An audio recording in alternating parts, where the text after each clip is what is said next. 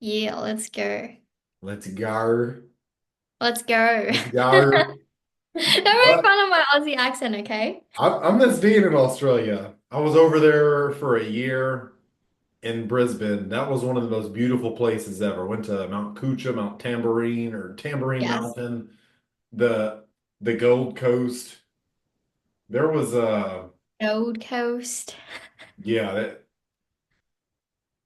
what what was it? Red Baron or I went skydiving at some red beach or not red beach. Then I went up to Cairns. You ever saw the movie Lake Placid with those big ass crocodiles? Oh, I know what you're talking about though, Yeah, yeah. that's what Cairns look like. I went up there in monsoon season to go scuba dive the Great Barrier Reef, and it's these 25 foot long saltwater crocodiles. And I'm watching Aborigines walk out into the water. Like, what the fuck? They're like, people commit suicide over here every day because of prices. It's like, Jesus Christ, man.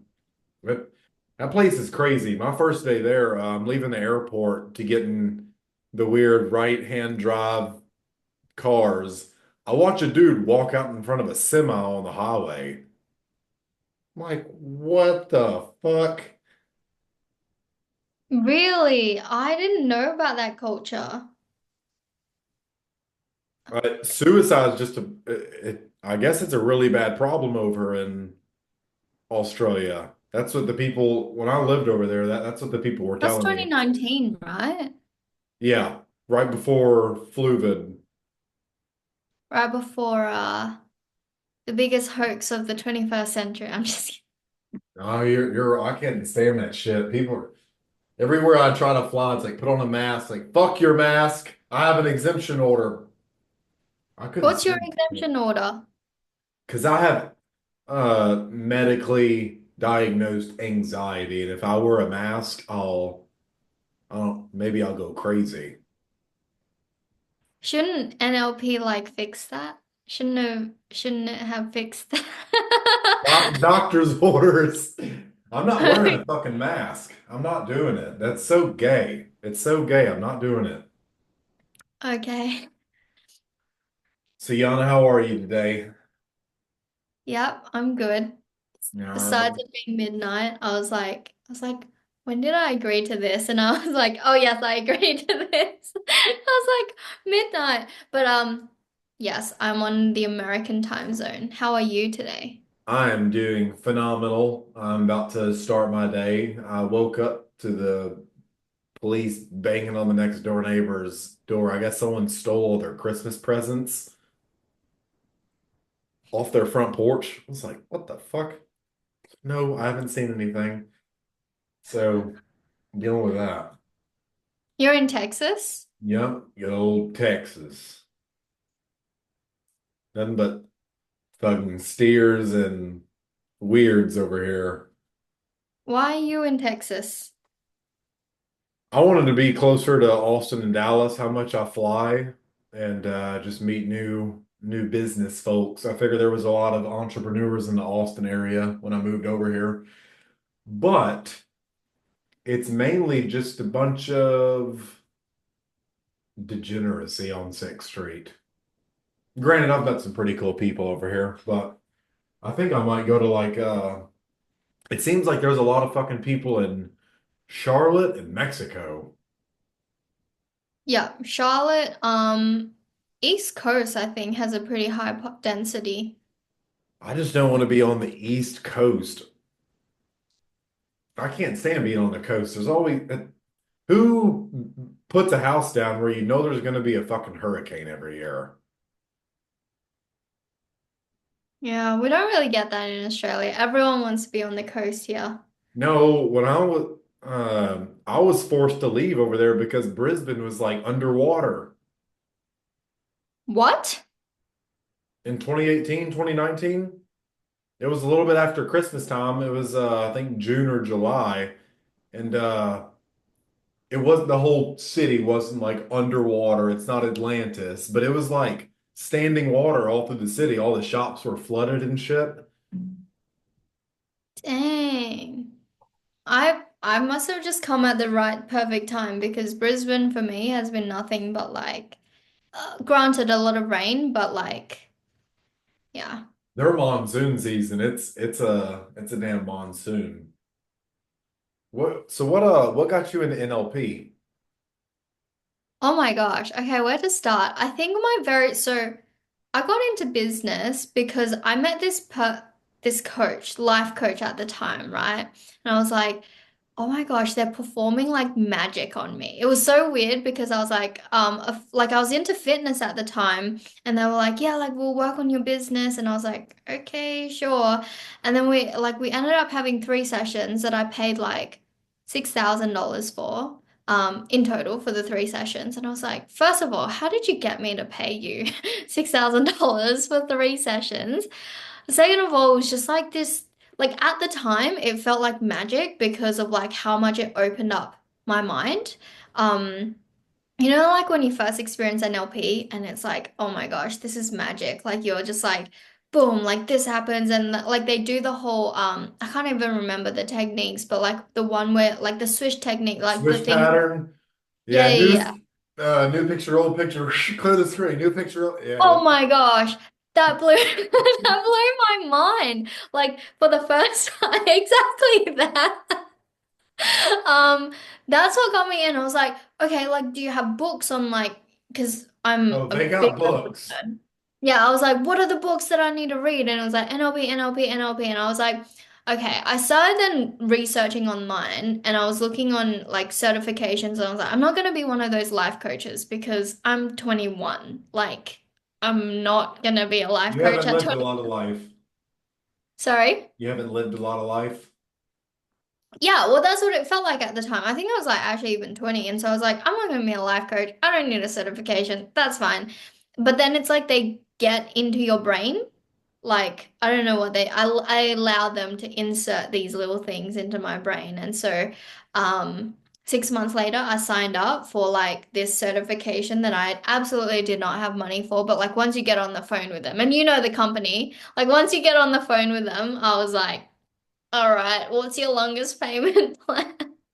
Oh, I'll grant it, Yeah. they're reasonable. I think a lot of people have gone broke buying these classes because they do get expensive. And I mean, uh, Jesus Christ. That Uh, wall there is probably worth like what, 1, 2, 3, 4, 5, 6, 7, 8. At least 100K, right?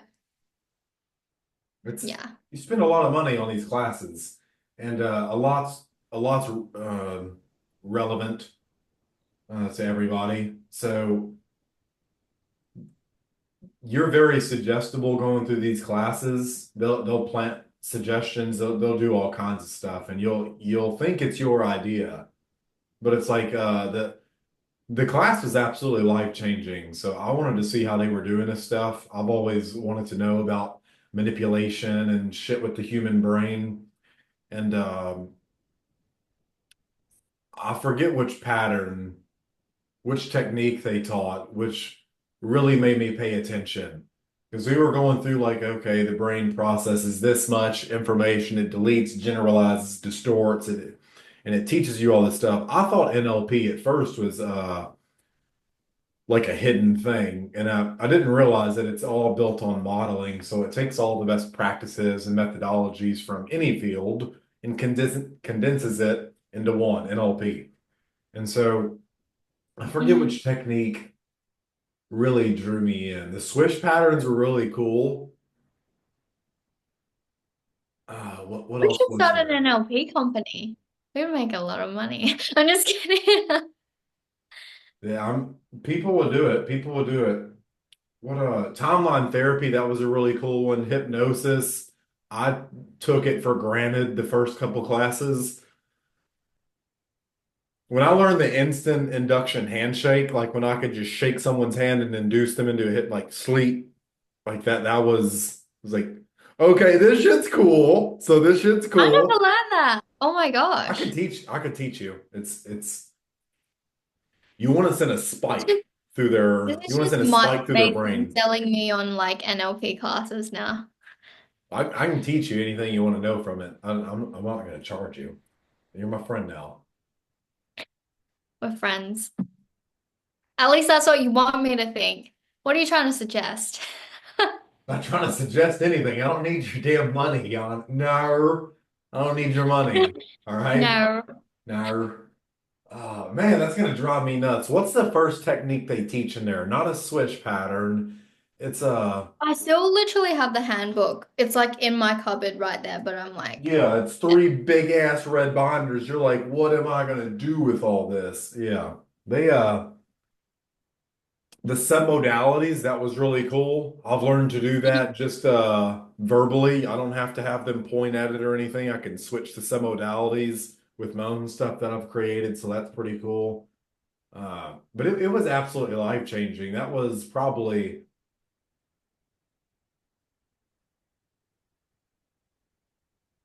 for some reason, I just cried after that class. I don't know why. It's like, I don't know why these tears are coming out of me, but I didn't like just stop to cry for no reason. Tears were just coming. It's like, what the fuck? I don't know if I was just super proud of myself, what it was, but it was a life-changing event for sure. I enjoyed that class. like an emotional release. Yeah, and of course it's good for the company because it's like anchoring. That's what it was. When I learned how to anchor, I don't know why that set everything off. That was cool, but once you go through that class, it's kind of hard to unsee the world the way it is. What were your thoughts on it all? Okay, honestly, I wish I could go back and take that first class again, like the first 7 days, just the practitioner level. Because going into it, like they say that, it's a certification, you get certified to be the coach, and to be the practitioner. But I really feel like it's a journey in like actually applying those techniques to yourself and like going through it and almost like living through, actually going, okay, this is not just a technique I'm learning, but actually how can I feel and experience this being done to me as well for the first time. Uh, Um, yeah. yeah. So I'll just yeah. So I was like, I wish I could go back and experience that again because I do feel like I took it for granted, at least the beginning, because there were some parts I was like, oh, this is kind of boring. You made us read this in like the book, and now you're just sitting here. And then like it got to this like the swish pattern, and that was I remember the moment my brain clicked on. And I was like, oh my gosh. I do remember anchoring as well because that was like my the person at the Yeah, time. it's like do I have permit? Do they make you do do I this necessitates touching? Is it okay if I touch your right knuckle? It's like what? Well, What actually, is I did it over Zoom. I did it over Zoom, my oh first one. with the Sharpies? You're like, yeah. Go in your body and really feel the feelings of yeah, that Yeah. you'll really enjoy the master prac version of anchoring because it's so much more effective. The underwhelming part was a lot of the students there, they're not as bought in, they're not as serious, they're not always the best. And so you usually have one rock star in the classes, and the rest of them are kind of like, can we all work with him? And we end up fixing everybody else, and nobody fixes fucking us. And it's That's what it bullshit. felt like. I asked this question during my practitioner, which is why actually I wanted to talk about it because we came around to the ethics of the business. I was like, I asked this question during the practitioner training. I was like, if these are students and they mess up my brain, how am I gonna know that they like messed up my brain? Like how do I trust them to be able to perform it right the first time? Because what actually happened was like during one of the sessions, I was performing this on somebody and like it all went great, but then I think it might have triggered her trauma or something. Like I don't know what happened because I was like she was great through it, and then 20 minutes after she like had this complete mental breakdown, and I got put into like just a room with her alone, and there was supposed to be a guide, so like someone in the room like going, okay, what did you do? Like fix it. But they were so, I think they were like understaffed on the day or something. But we were just in there for 10 minutes alone. And so I was like, am I supposed to like coach her? And so like there's this like blubbering mess, like sorry for whoever this is. I can't even remember who it was. I just remember being mortified because she's just like crying and like losing her mind. And I'm like, You just kind got of sit taken there, out you're of like, class. you want a hug? Yeah, I'm like, I'm on Zoom and I don't know what to do right now. And then like an instructor came in and like got me to re-perform the technique. And then I was like, but what if that was like the problem in the first place was because I didn't, I'm a student, I didn't perform the technique. Like, how do I know that that's not being done to other students and that kind of stuff? And never really got answered. It was kind of just like, oh yeah, Over Zoom, that's one thing. I did all of my stuff in person, so I had that exact same experience in person with a girl. I remember her name. Her name was Audrey. We were doing timeline therapy, and Jesus Christ, it was like it shocked me. We're in the middle of this, and she's like, "Stop!" It's like, what the fuck? I didn't slap her, but I was like, she actually fucking startled me from it. It was just like out of nowhere, breaks out of this hypnotic trance doing timeline therapy, and all the coaching assistants run back there. They're like, "What'd you do?" It's like, "I fucking read your script. What do you mean?" I'm like, "I fucking did what you told me to do, bro." And after that, I really wanted to learn how to reframe and start. I watched the dude who taught my class was an absolute gangster. His name was Simon Gladhill. He's probably one of my, if not my favorite, my favorite human being I've ever met. And he taught most of my classes, but I watched him just completely in like 2 or 3 minutes just dissipate this girl. I was like, I want to learn that. It's like, what'd you do? What'd you do right there? So no, the classes are beautiful. I'd encourage you after you go through your master prac, uh, go back through your practitioner and redo it. I think you even get discounted prices or something if you're going back as actually, you know what? Sit in as a coaching assistant and you can attend the class for free. Big brain. Uh, I that was, I was like, if I want to do it again, I'll go back and yeah, take a look at it. Yeah, you can be a coaching assistant, go for free. Or like I said, just tell them my name there and you'll get some bonus like brownie points. But what was your favorite technique that you learned? I can't even remember now, but probably the swish because at the time, like that made such a big impact, like where you like change the intensity and then like you step in and it's like, Yeah, you um, distort their image of it and how they fit. It's crazy how it works. It really is. mm-hmm. And then there was one, I really liked the part about, there was a sales bit right at the end, which is like you get to learn about like the VAK, like if someone's Visual, visual. auditory, kinesthetic sequence. Yeah. I wish we had gone like into that a lot more in depth because that really fascinated me. How different people store information and access it through primary Like representational there, systems differently. yeah, and Oh, the even like VAK. So, yeah, you'll learn to read eye patterns. It's really cool. Like, Yana, do you remember the color of your bedroom as a child growing up? blue. Blue. Do you remember, have you ever stepped on a wet rug?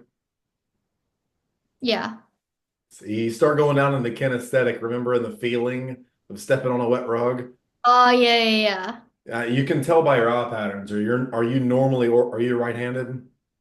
Mm-hmm. You're normally organized. Yeah. So looking all to your left, you're remembering stuff. Looking to your right, you're making shit up. Recall and create, and auditory digital and kinesthetic. Yeah, that's how your eye patterns. You learn some really cool stuff. You can elicit people's buying strategies. You'll meet someone in person.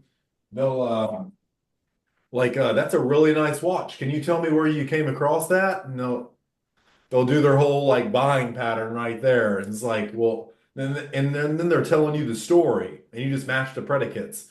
Well, I saw it and I thought to myself what it would look like, and I felt it on my wrist, and then I bought it. I was like, okay, we got a BCK, whatever. It's That you is learn so so many cool cool. things. You learn so many Oh cool my things. gosh. This is making me want to create an offer just so I can like go through this and like learn this again and like facilitate it more in like the business sense. That would be a cool thing. I could help you publish somebody. Yeah, let's do it. Oh, that would be Well, so cool. I'll introduce you to Simon. You could do all his you launch an offer. I think it could go really well. Yeah, He's because a cool dude. that's what really fascinated me was like what I was like we got I think on the last day, the morning of, Brad was my the person leading it, Brad, and he was like, "Oh, you'll love this, especially if you're in business, and this is probably why you're here today, is like the buying patterns and all the sales stuff." And then like that really got me, and I was like, "Do we get more of that in masters?" And I was like, "Sign me up." Yeah, I can show you everything in my fucking binders. So I've taken every class they have. It's it's a lot. It's a lot, especially trainers training. So you're there for 20 something days. Mm-hmm. People think 7 is intense with practitioner. You know, you're there for 20 with trainers training. It's like, holy fuck, because you have to get up there and show that you know all the techniques, draw the silly little pictures on the whiteboards and do the demo correctly. And you have to, the test is weird. You have to memorize so much shit. They're like, all right, hold your paper up here and visual recall. And this, dear God. Everywhere Well, I I go that I study now, I'm putting shit in visual recall. People are like, is this dude fucking blind? Like, what are you doing, man? It's like, I'm learning. I'm learning. And what's it's your just buy? like, What's your buying pattern? What like see it, want it, check out. I'm a see good it? buyer. I'm a good fucking customer. I usually just see something I'm like, ah, I want that. Then I gotta have it. Fucking take my card right there. Noted. I'm a good customer. I'm the best fucking customer that you could fucking have. It's I gotta stop that shit sometimes. Like, you don't Like fucking need cocaine, Mason. Stop. Just because you saw it doesn't mean you have to buy it and try it. So, I hope that's a joke. yes, I've never tried coke in my life. I don't Although, if know. I got some pure shit, I wouldn't be opposed to it just to feel just to see what it feels like. I think I'd fight somebody though, most definitely. I'd probably fight somebody based on what I've heard about it. What kind of Well, what do stuff you are you working on now in your offers? Like, oh, let's switch from NLP to like marketing talk. What what kind of offers are you working on? So I've got my education offer. It's kind of like a high school tutoring. It started off as tutoring, but I thought you said high school shooting. I was like, what the fuck? It's like no. this got dark quick. No, I'm in the wrong country for that. Yeah, you're not in America. We got fucking one a day over here. The teacher will ask the kids like what comes before 47 and they're like AK. It's like what the that's a messed up joke. I know, but fucking This sue me, this is bro. gonna get on YouTube and it's just gonna get flagged. With that one comment. Oh Um, well. yeah, so like the education stuff, I'm doing some manifestation slash like relationship type offers with Antoinette actually. So we're publishing someone. and I'm wanting to get into biz op. So I've got a biz op offer, but it's like it's kind of just doing its own thing. Like I don't have to worry too much about it. Like that's more so my personal brand, and I just have people coming in through through that.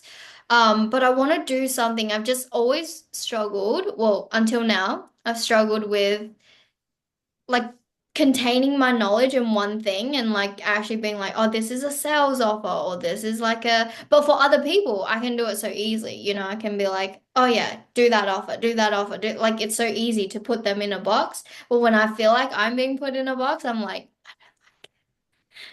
I don't like Yeah, women don't like being put in a box. They like the box fucking twisting and conforming to them. Like, I don't want a box. I really want a sphere today. It's like, what? And if I change my mind, can it be like a, Can it be a rectangle tomorrow? Yeah. yeah. So that's something like I look up to so many people in like fast forward in the mastermind who have offers like and who are women. I'm like, how do you do it? Because honestly, I wish I could. There are so many things I'm really passionate about. There's like a TikTok offer I'm doing, and then there's also like it's kind of martial arts, but it's also like personal development. Um, and I just wish I could like I know what I bring to those things and like I could, you know, translate that skill to like more people in a biz op offer, for example, not a traditional biz op where it's like start a business, but like, you know, a core skill. But I just, when I think about teaching a skill, I'm like, eh, eh. Why? Why? I don't know. Like for me, it comes so naturally. And so when I'm thinking about teaching other people, I'm like, will they see value in this? I don't even know what you don't know. Like, Do you take things for granted? Like, it's like basic to you? It's like, oh duh, sales is easy. You just fucking say this in this tonality, man, and you swish patterning them out, and they're giving you money. And the people yeah. are like, how did you do that? Like, Yeah. Well, I remember one of my first consulting clients was like, someone messaged me on Instagram and wants to buy my coaching. What do I say back? Visa or fucking just, yeah. What do I'm you like, mean? yeah, that would just boggle my mind. But it also made me think, I was like, what if I can't actually create a good offer because I can't see what they don't know? Like I'm just always like, you know this, right? Like you know how to pull out your phone and just go viral on TikTok, or you know how to do this and just like make sales. Like for me, I'm like, what's difficult about it? Like how do I break it down? That makes me sound really mean and kind of cocky, but Not necessarily. It's just you and I are probably really impatient with getting someone from 0 to 1 compared to 1 to 2. It's a big fucking difference because these people don't know shit about fuck. They're like, what is sales? It's like, dear God, it's like you're a baby. I've learned to really appreciate it because these are fresh babes in the wood. They're a fresh piece of clay in your hands, and you can really mold them from the beginning if you do it right. What kind of biz op are you thinking about doing? What skill? something to do with content because content for me was the vehicle that built my self-confidence and a lot of like it taught me about consistency, it taught me about going the extra mile. I never really got that in like sports. I wasn't a sporty kid, but for some reason, like I really love like ever since I was small, like I younger, I love, you know, creating YouTube videos. I love creating like these little things and like content was the vehicle in which I developed that like okay, if you want to be good at something, you have to also be okay with getting that feedback from people. And if the feedback is bad, like that's okay. That doesn't mean anything about you, right? But what can you take from that feedback to make you a better performer, to make you a better content creator? And like, I just love that field so much because for me, like, that's you have a dream, you know how to create content, your dream is possible. Like your dream, just give it 2, 3 years and there's no way you're not getting there. So that's what I would want to do. I'm also very passionate about money and talking about money, especially amongst women. But it's kind of like one of those things where I don't want to teach people how to make money because there are so many ways. I'm like, I don't know. You decide how you want to make money, but like what's gonna interfere is like what's in here, and that's what I'm really passionate about. So, Start a switch pattern group for women. No, you said something a while ago. I think that was, I remember at the end of my NLP class, to go back to that for a second, he says, the better you get, the less quality feedback you're ever going to get in your life. I was like, mm. huh. And that was probably one of the first times I've had to sit and think about what another adult, a fully grown, functioning adult, told me. And he's from South America, South Africa, so really cool accent. And it's like, damn. It's like, am I just hanging around the wrong people who can't give me good feedback because they're behind where I am or anything like that? Or it just gets you thinking. At what point is enough enough? Do I leave this friend because they're not as smart or they're not as good? It'll make you fucking look at some things. It'll take some personal inventory. But I don't know why that stuck out so much. That's probably one of my favorite things that's ever been told to me. That's a good one. Yeah, it is. It makes you fucking think. You're like, Hmm. this person's telling me I'm good, but how good are they to even give me that feedback? It makes you super fucking critical of people. It makes you super Oh critical yeah. of people, which I naturally am anyways. But so you're gonna do a content biz op offer? You're gonna teach them how to make content? That's what I'm leaning towards. You know what I made Maybe content about when I was like 12? no, what? Do you remember the old cell phones? Like you had the flip phone, it would fucking come up, and then I had this one that slid over to the side and it slid up. I think it was called a Pantech Matrix. Whoa. It You we were had one of the crazy cool. we had crazy shit, and so I was like, "Hey, bro," and I was like, I'd slide my phone to the side. I'd start recording this like really shitty, blurry potato recording video, and it's like, okay, now hit him in the balls. It's like we did messed up shit as a kid. It's like smack him with a stick. I fucking miss those days though. I think you have to lean into a lot of what you did naturally as a kid when it comes to content. Oh yeah. So actually that reminds me of a story of a kid. I thought like this is how I knew. I was like, okay, entrepreneurship was probably always going to be my thing because I was like this fresh kid off the boat, right? Not off the actual boat, but like this fresh like like Chinese kid new to school. And I was like, I've got it. I've invented the next big thing.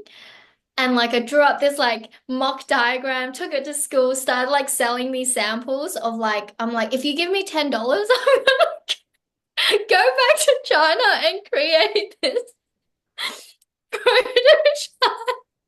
Oh, I'm so embarrassed to share this because I'm like, I can't believe I actually took money to like, anyway. So the kids gave me $10. And you know what I had thought I invented?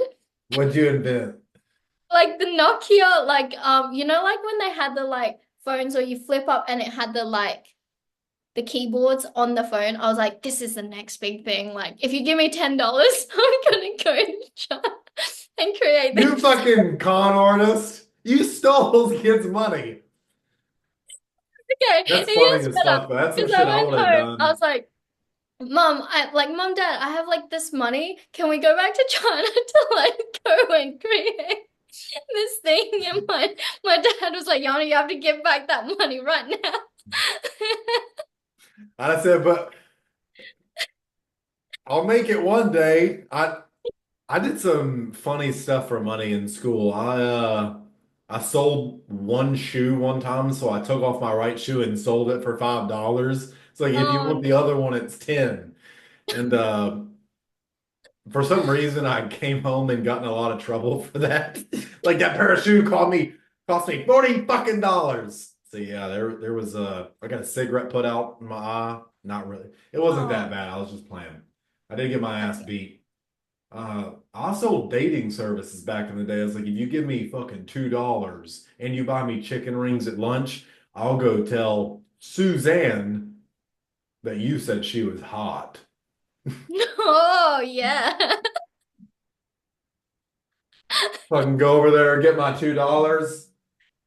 It's With like your chicken you want me ring. to kiss her for you too? It's like tell her that's from Adam.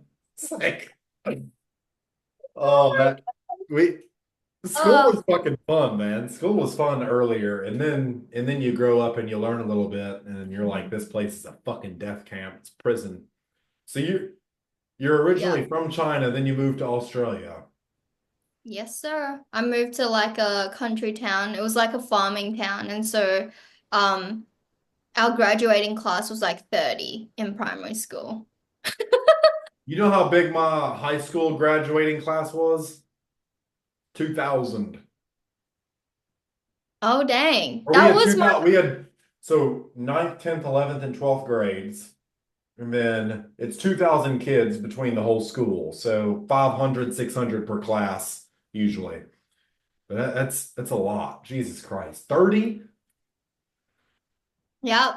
So like it was a tiny ass town, me being like there were like another Asian family there at my school, but I also went to like a private school. So it was like the Asian family was in with the white families, and I always felt like I'm this loner, and so I was like, I'll just play to my strengths. And then I used to like take little flowers and put them in water and create like perfume and sell it to sell it to my Like, why classmates. does it smell like weeds? It's Because I was like, daffodil. if I'm gonna be amongst the rich people, I'm gonna at least benefit. If they're not gonna be friends with me, I'll take their money. Like, I think it's an even trade. They don't fucking need it anyways. It's better in our pockets. yeah. I don't know what I did with that money. Ain't Oh, no that telling. hustler money. The dumbest thing I ever did for money was jump out of a two-story window. And like I fucking like I broke my ass. How much? I'll How let you much? guess how much I did it for in a second. My fucking brother and my next door neighbor's like, I bet you X that you won't jump out of the window. It's like you never tell that to a guy because he always fucking does it. I bet you won't. It's like, I bet you I fucking will, bro. Jumped out on a concrete pad, not even in the grass. I jumped on a concrete pad, tried landing on my legs, fell straight on my ass, and my brother had to pick me up and crawl home. I acted like I fell on my porch and got my legs stuck in between the stairs, and that's how I messed my legs up. No, it was like a $5,000 hospital bill, fractured my fucking like rectal bone or something. I don't even know, my buttocks. Guess how much it was for? 50. $5. My mom, if my ass wasn't already hurting, she would have fucking beat it. Like she'd have got my stepdad in there after he drunk like a 30 pack with a baseball bat to fucking like beat me. That was although I did get to bring crutches to school the next day, so I got to leave all the classes early. So that was about the only benefit. It's True. it, yeah, I we mean, do some funny shit for well, money. tell me more about that story. Like, how did you actually, it seems like you had pretty rough childhood. Like rough as in like it wasn't like you grew up as a posh Mason. No, Um, I was on edge at all times. If I wasn't getting beat once a day, that wasn't normal. I remember I set curtains on fire and I hid underneath the I can kitchen see it. table thinking my mom wouldn't see me. I just remember her like the way she crouched. It's like, oh, fuck you, caught me. Oh, you evil bitch. Yeah, it's like I burnt a hole like the size of a dime in curtains, and it's crazy shit. But I was on edge a lot. I watched my stepdad break a plate over my mom's head. It was I didn't really have a childhood. I had to grow up and be an adult pretty quick. So my mom worked three jobs. I had to babysit my little brother and little sister most of the time. So I was trying to sneak out and all this. It was just wild. I didn't get to have a normal childhood, so I never got to be a kid. So it made me grow up pretty quick. I was always independent from a very young age, and people let me know that they see that every time you act above your age or you don't act as young as you are. It's like, no fucking shit, dude. So what am I gonna do? Go burn holes and shit now? It's like it's not even fun anymore. I've got responsibilities. I've Responsibilities. got responsibilities now, so yeah, it was a crazy childhood. I do have some beautiful memories, but for the most part, my mom worked fucking three jobs to provide. I didn't know any of that back then. And so I was very critical on people. It took me forever to trust them again, to not judge them so harshly. Like on my fifth birthday, I met my biological father for the first time. He took me to Chuck E. Cheese and told me Santa wasn't real. It's like everyone's been lying to me about Santa. He's like, I went I went to school that fucking Monday and told every single fucking kid. It's like Santa's not real. Our parents are fucking lying to us. Those dirty fucking liars. It I didn't forgive. I never forgave my mom for lying to me about that until I was in my 20s. Like I didn't trust him. I didn't trust adults. Hmm. Like if you're willing to fucking lie to me over a fat dude sliding down my chimney, eating my cookies, drinking my fucking milk, it's like you can't be trusted. Yeah. Like you can't be trusted just because you they still can't. They still can in my eyes. And maybe that's childish. I don't care. I don't care about Christmas fucking spirit. It's a marketing ploy. So you can go buy a bunch of shit at the end of the year and raise Q4 fucking statistics. You're fucking pawn in a cog. You're a meaningless peasant on the fucking chessboard to be sacrificed. That's how the world looks at you. I want nothing to do with that.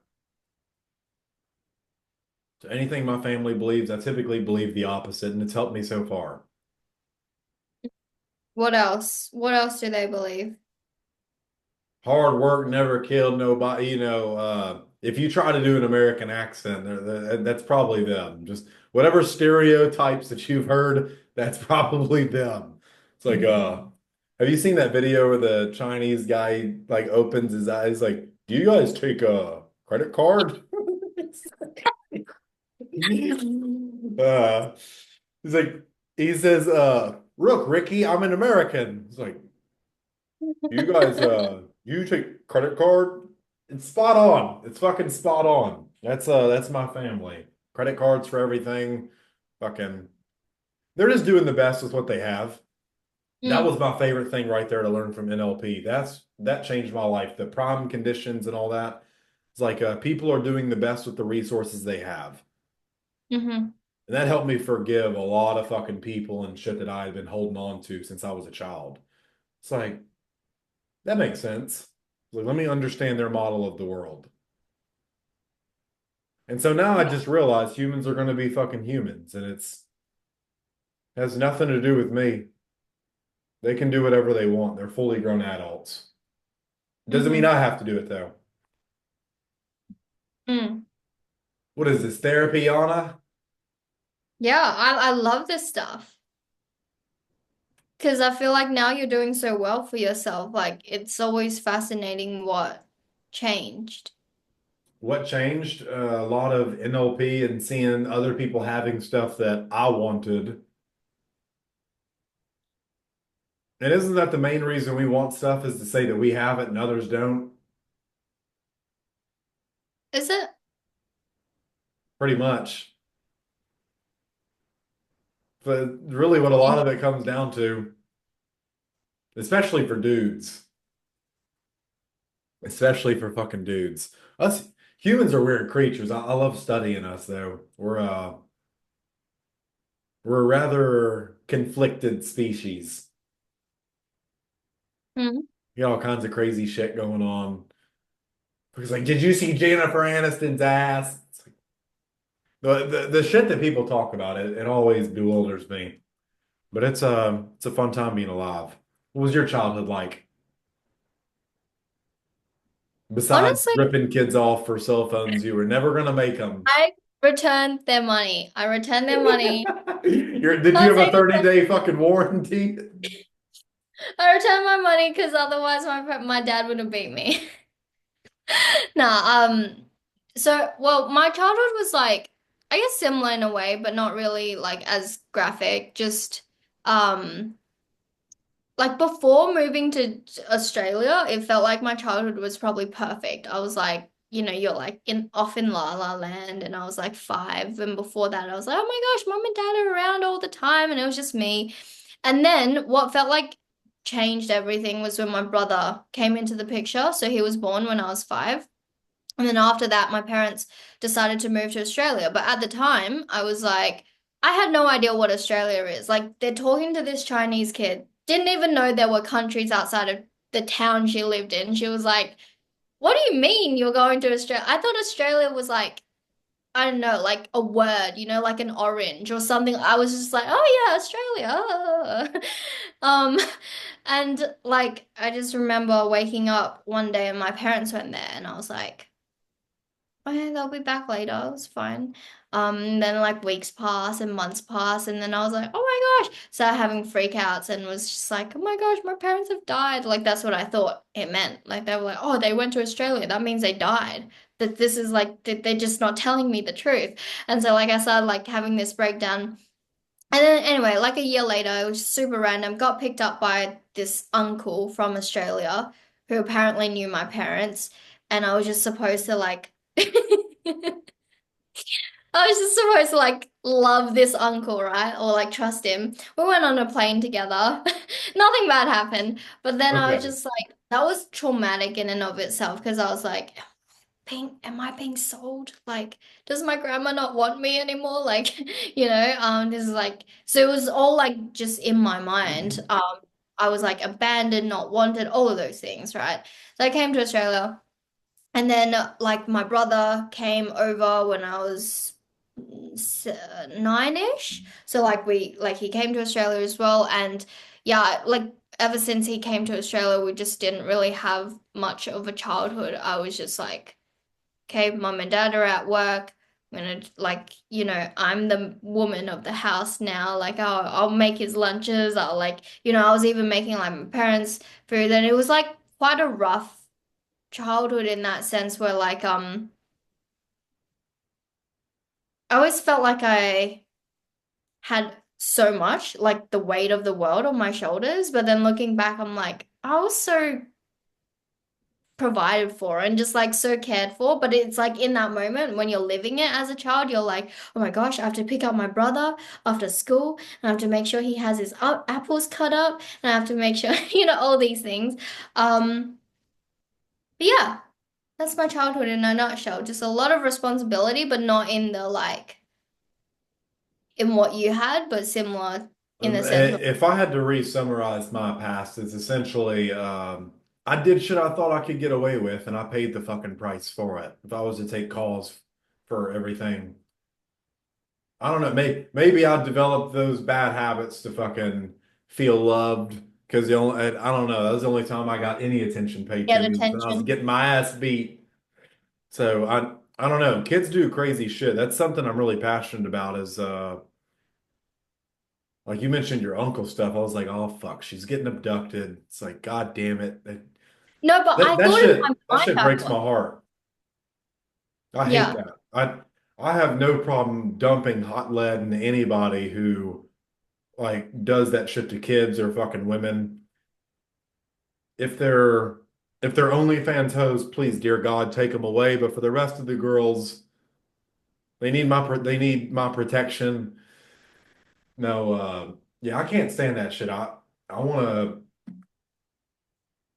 I've spent a lot of money with like Operation Underground fucking Railroad and all that shit. 'Cause I can't stand that. Seeing things happen to truly innocent children. Granted that they grow up to be fucking dickheads. They're not at the time. And it's because this shit happens to them that they grow up like that. And so, yeah, it's a scary world out there in certain parts of the country. Like if I was to go visit Iraq, they fucking hate white people. They hate white people. They try killing me. And I'd You have gotta to NLP them, put them in a trance. fucking handshake and duck. Yeah, no, I'd have to buy a gun over there and I'd fucking kill them all. Fuck that. I'm not dying. I'm not fucking dying yet. So I have huskies that I have to come back home to, so I'll snap anybody's fucking neck. It That's really how you have to live as a dude. You have to be willing at any fucking moment to murder something and hold a baby like you didn't do anything in the same day. Like you have to be very versatile because that weight of the world shit, it never goes away. It never goes away. So no, I understand what you're saying wholeheartedly. It, how many languages do you speak? Just out of curiosity. Do you speak Chinese, English, I would say two. too? I'd say two. Yeah. And Two you and a speak half. Australian. You put R's at the end of O's, that's Australian. No. No.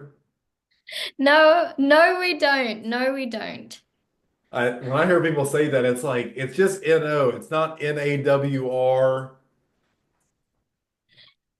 When I was over there, I got a lot of attention because of my southern drawl. And so I played into it. The dudes over there fucking hated me. The girls loved me. It's kind of like how they did you have any foreign exchange students in school? Fucking Rodrigo, man. He pulled all the girls. I hated him for no. He just came over there speaking his fucking Spanish. And all the girls are like, "Can you say that again?" Rodrigo's like, he's not even like handsome. It's like, I'm right here, bitch. Look at me. It's like, look at me, please. And so He's that's like, how I felt in Australia. Those old fucking dudes are like, oh, his accent's fucked, mate. It's like, still got your girlfriend, buddy. But that's diabolical. it is fucking diabolical, but you have to take what you fucking want in this world sometimes. So it's fascinating. What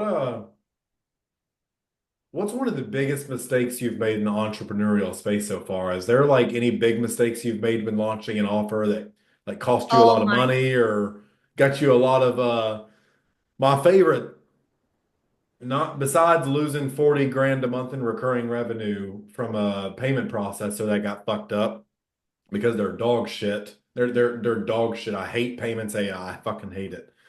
And it's kind of like people who talk on cell phones in public or in the bathrooms. You just hate those fucking people for no, like, why are you talking about your chlamydia out in fucking Walmart? So yeah, I think people who do that should be shot. But Okay, just no bars hold today. fuck them.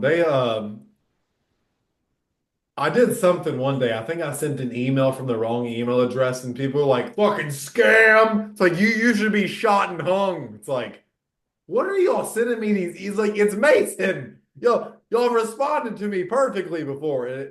I sent something from the wrong email, and I got like, Jesus Christ! I've never had a domain shut down so fast from people like reporting.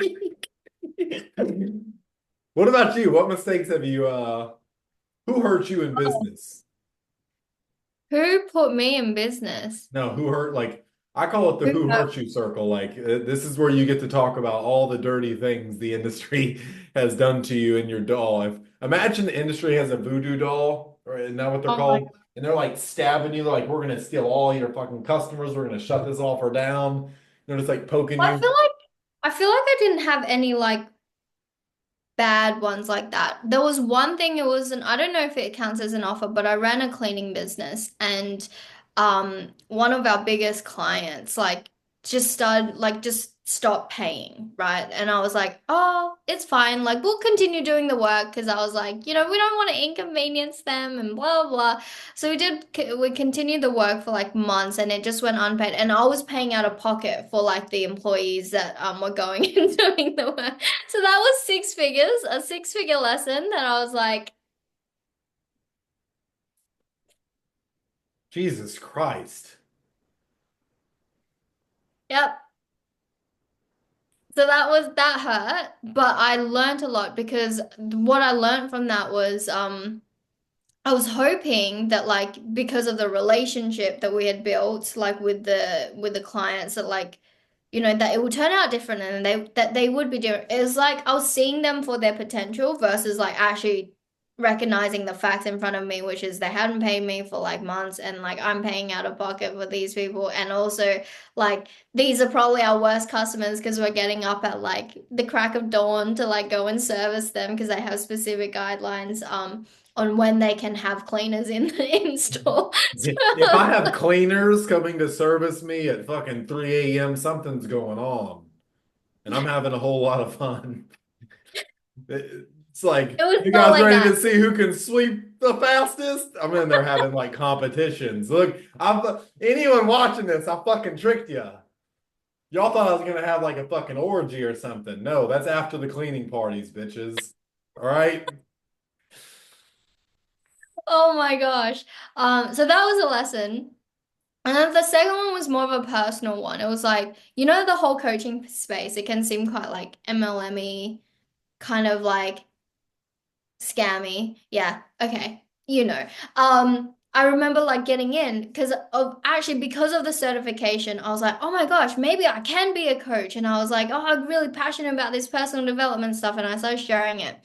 And my best friends at the time started like turning on me and was like, you're in a pyramid scheme and like da da da da, like you're the worst person, like like just turning on me, and I was like, oh my gosh, my world was crumbling, and that's what it felt like. And then I made a passing comment about Andrew Tate, right? And that like nail in the coffin, like all the girls started coming, and like I remember one specific friend actually specifically asked her like sister-in-law and her family to come and message me from their accounts who were not involved at all in the thing and was just like, how can you be like supporting women and about women empowerment and like be like mention Andrew Tate, like how dare you, rah, rah, rah. And I was like,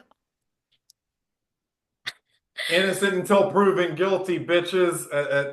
He ended up getting proven innocent, which I think is fucking funny. But anyone who's offended like that, I don't think they're qualified to be friends anyways, because I don't want people like that in my corner who are moved so easily. You just mention someone's fucking name mm-hmm, and they get triggered. yeah, I'm gonna start asking the question that a lot of women ask me when I say off the wall shit. Who hurt you?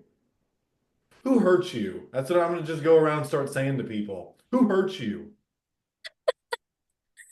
Who hurt you? It's like, well, can you tell me why girls ask that question? What the fuck does that even mean? Who hurt you? Why do they ask that?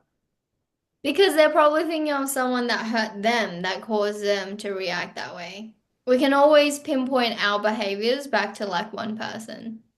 Interesting. So they're going internal in their own head. It's like, I don't know who fucking hurt you. Your uncle? What was it like? How did it feel? You should turn that around. I Yeah, do next. every time. I do every time. And what do they say? They just get fucking offended. No, no. It's this. I tune it out. The moment they start fucking yelling and bitching, I dissociate. It's like, go home. Or I'll usually say some off the wall shit. It's Like like, what? do you need some dick? Because that's what you're acting like. Sometimes I get a favorable response out of that. The other times, like, I've been chased around by the knife once. That was fun. That was probably one of the best dates I've ever had. You seem Not like you really, attract. not really. That it was funny. It wasn't funny when it was happening. I was like, I'm about to knock this crazy bitch out. Is this going to be allowed on YouTube? What are they gonna do? Fucking cancel me? You're I'll go to uncancelled. Rumble. I'll go to Rumble. And, Be with the Tates. are they on Rumble? I think so, yeah. I haven't listened to any of their shit in a couple of years, but I don't see a problem with it. I don't see a problem. Sure, they say some derogatory shit. Fucking grow up. You're adults. You're adults. If you're that offended by what someone says on the internet, who hurt you? Who fucking hurt you, huh? Was it your dad? Was it your mom? Did your girlfriend not touch you enough? In Star Wars. Fuck them. All the muggles and peasants, they can keep their problems. But I don't want them. What so you paid six figures in fucking cleaning fees for a customer who wasn't paying you? Oh my God. That what Yeah. would you say to your like if you could look at that Yana before she was about to make that mistake? What would you tell her? Do what you gotta do. I honestly don't regret it because like how that story turned out, I'm like, wow, I never would have had that experience if I didn't lose the six figures We first. have to learn lessons the hard way. We have to Yeah. learn lessons the fucking hard way. What's the outside of that, any big mistakes that you've made? Like, what were some of the really hard times and what was the hardest time you've dealt with in entrepreneurship so far? Something where you're like, yeah, this might be the 79th time I'm saying I'm giving up and I'm done, but no, like this is really the fucking one. And Oh any my of gosh. those? Well, so that was the time I was homeless. I became homeless because of said cleaning business, right? I started it with my I'd have brother. fucking moved in with that bitch. She's like, look, I fucking cleaned your house for the last year. I'm living here now. Let me in. No, my dad at the time was super against it because I was like, I said to my brother just offhandedly, high school's not the only way. Like, just so you know, it's not the only way. Don't feel pressured to continue or do that. Like the government will say you need to be there and da da da, but like there are other ways. And my dad didn't like that, first off. And then secondly, when I was like, let's start a business and let's do this, like my dad got super triggered because he saw the numbers that we were doing and he was like, there's no way you're lying. Show me how you're like making those numbers. And like turned into this massive fight. And we all got kicked out in the middle of the night. So it was like, Damn. oh my gosh. Um, but that wasn't the moment where I was like, okay, we're leaving this all behind. It was like, okay, now we got to make it work. And I feel like maybe I just haven't been in business long enough, but I feel like my entire time in business, there hasn't really been moments where I'm like, I'm leaving business. It's been like, okay, what's next? Like, what's gonna come next? But it's never been like, I'm going, oh no, actually no. There have been times where I've been like, I'm getting a job because I can't deal with this. Simply, I cannot deal with all the like stress of like the not knowing and whatnot, but I was never serious. Like I'd be like, on Indeed or Seek and just be like, oh, what are the jobs going? But Yeah. like not, actually serious. Um, yeah. That makes me feel like, should I be ashamed? Should I have more stories where I'm like, I want to hang up the hat? I don't think it necessarily means anything if you're taking it that way. It certainly wasn't my intention. But yeah, why do you not have more stories? Maybe I need to take bigger How, risks. how long have you been in like the entrepreneurial space? Internet marketing, probably Sure. since Yeah. 2021. Yeah. So 3 years, Yeah. 3 years. Yeah, I've got one on you then. Yeah. How many you've got Since since COVID started everything for me. I was sitting there, uh, I was dating a girl I was engaged to actually. I forgot I was even fucking engaged for a minute. She was wanting to spend a lot more time with me, and I was what? That was 2020. So 4 years ago, I was damn 22, 23 at the time. I was like, I'm in love with this girl. It's like I fucking let me spend more time with her. I'll find a work from home job. And that means I can hang out with the dogs more. We can go on walks all day. I don't have to keep them in their kennels. They don't stay in their kennels anymore, but they were chewing shit up back in the day. Fucking, they were being huskies. And that got me into entrepreneurship, wanting to work from home and spend more time the girl I was engaged to, the situationship I was in. That bitch lied to me about fucking everything. Have you ever met somebody who just tells you what you want to hear? They're No. fucking they're pathological fucking liars, is what they were. Like, they're psychopaths. Two Right. years. 2 years I'm a just to avoid being what'd you say a while ago? What'd you mention a while ago when you didn't want to annoy them or something? What was your exact word? bother. You don't want to bother the client that you were paying their cleaning like you were out of pocket for? Yeah. Is that all women just don't like they want to be as minuscule as possible? They don't want to be a burden to other people, so That was me at the time. they Yeah. don't want to attract that was fucking this girl because she was like, if I tell him the truth, he'll leave or something. I don't know what was going on in her fucking head. But 2 years, just what the fuck, man? So that was an interesting time when me and her split up. Uh, I didn't know who I was for a little bit. That was a fucking fun one. That was a good story right there. I remember the fucking night staying up till 4 a.m. smoking weed and shit. I was like, yeah, I'll go to the sun at night, man. You drinking all the milk and eating all the cookies, you're singing the best songs. But I had some fun times back then. I had some fun times just trying to cope or whatever the fuck I was doing. I don't know. I was 23 and fucking 23 and me. I was lost and confused like a motherfucker. Hmm. You ever had any of those fucking I call them quarter life crises. I had it actually earlier this year before I joined Fast Forward. I was like, it was like that moment where like you're like supposed to have everything and you're supposed to be happy, and then I was like just feeling so like not that, and I was like, who the frig am I? I was like, am I gonna go and like live in? I was like, are we gonna go and just like live in the middle of nowhere? Just like pack up, take my dogs with me, and like go and live. Like I was like, oh, maybe Switzerland or like Iceland or something, just go and buy a hut. Iceland's cool. If I'm not mistaken, is it Iceland or Greenland where you can just walk up to random people in the streets like, hey, do you want to go have sex? Oh, I didn't know that. I think it's Greenland. I think they're like the consensual sex capital of the world or something. Like you can just ask random strangers in the street, like, you want to go have a tug, mate? It's like people are like, yeah, sure. It's like, what the fuck? What am I doing in America? Yeah, what are you doing in America? Because this is the greatest fucking country on earth.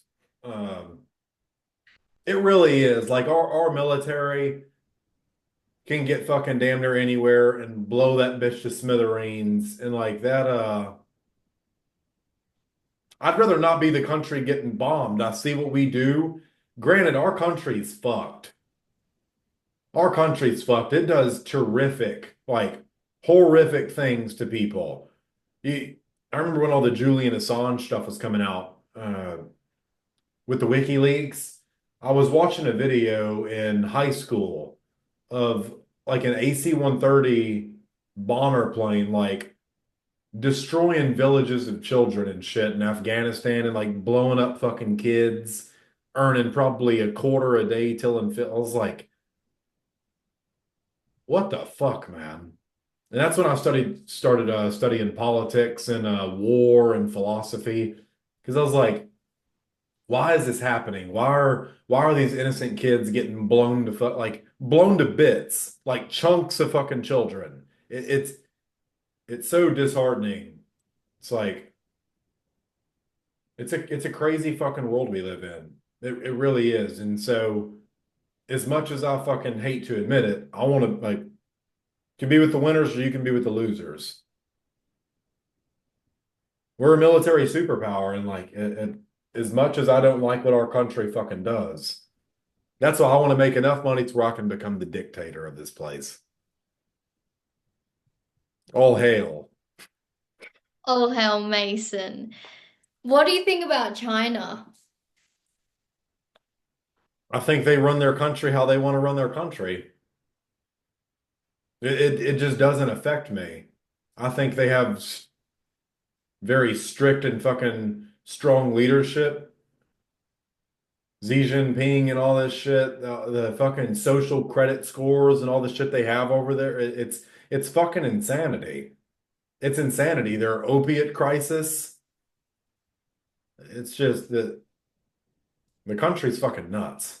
The country's nuts. What do you think of like the military stuff though? Because you said like with the US, this is getting like I think they're probably our biggest threat in terms of cybersecurity because they fuck.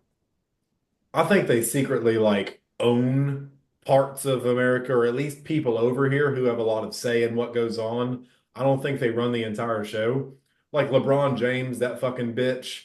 I can't stand that dumb motherfucker. Because he's a Chinese puppet. He's a Chinese puppet. But they play a different game than America. So we'll go in and just drop bombs. China, they'll sit back for 3 generations. They'll sit back for 3 centuries and let propaganda unfold slowly. They'll start with the children today and make sure by the time they're older, they'll corrupt their children in the way they want them to. And it's a very long game. It's a very long sales process, so to speak. And whoever can hide it further in the fucking future, they're going to be victorious. So I think that it's just a competition of who can play the game fucking better. I think China wins on a long enough time horizon, but we'll see because leadership changes, dynasties fall. Everything's cyclical in this world. America's due for a big change. If you look at the history of things, most things don't last but 250 years. We're fucking approaching it. We're approaching it. And so I wouldn't be surprised if something popped off. So I've got extra passports for when I need to move out of country. that's good. And I Where's your was first? Switzerland. I've even thought about going to Switzerland myself. Or what is the place? Ah, shit. Not Venezuela. What the fuck? B starts with a B. Uh, Mark Zuckerberg moved there. God damn it. I can't remember this for the fucking life of me. Barbados? No, not Barbados.